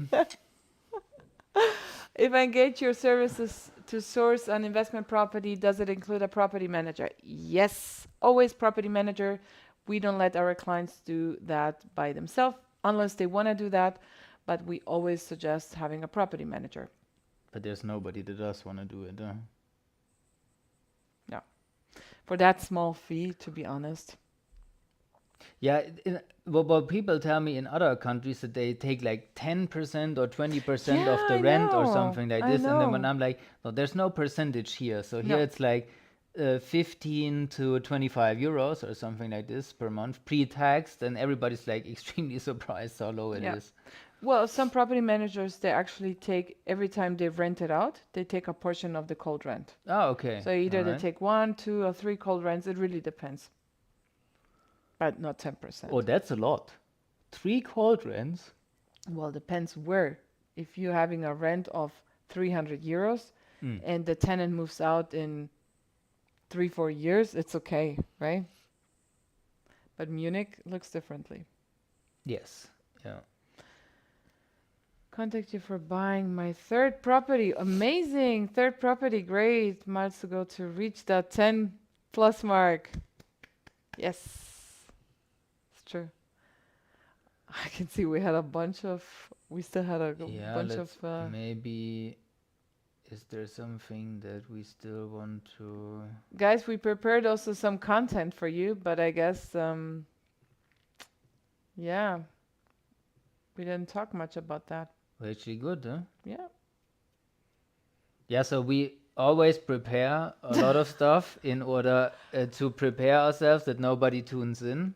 No, next time we're not gonna prepare. I will. You will. I'm not. I'll still do it because this will exactly be the live stream that nobody tunes in for No, whatever come on. reason. No, don't do that, guys. You have to join. I'm the one who's not prepared, and Axel is the one who's prepared, which is it's good. We harmony good in this case. So then I think this was a really good stream. Huh? Maybe we should do this more Amazing. often. Yes, let's do that. When we think- had our last one, it was a couple months ago. Yeah, maybe half a year Half ago. a or year something. ago. Yeah. No, we're gonna do that again. So I think we helped a lot of people with this. Yes. And Uh, only streaming on YouTube, right? And only not really promoting it. no promotion. No. No promotional. There you go. So we're gonna do that again pretty soon. Yeah. For sure. So video will also be online. In case there's some questions afterwards, you can just write a comment below this video, and then we have some new things for a new live stream. That's true. And yeah, again, if you guys need guidance and support from us, just feel free to contact us. I always say a knowledge is an asset, right? Asset is very, very important. And I always also mention to everyone, if you don't see, you're not gonna know, right? So use that advantage from us. Okay. Then, thank you very much for tuning in. Thank you, Yeah, thank Vanessa, you. for joining as special guest. Yeah. Thank you, Axel, for having me here. I'm gonna Sure. come again. Sure. And then see you guys tomorrow, actually, with the newest video. It's gonna be a banger. Awesome. All right, guys. Have a Good good evening. night. Bye.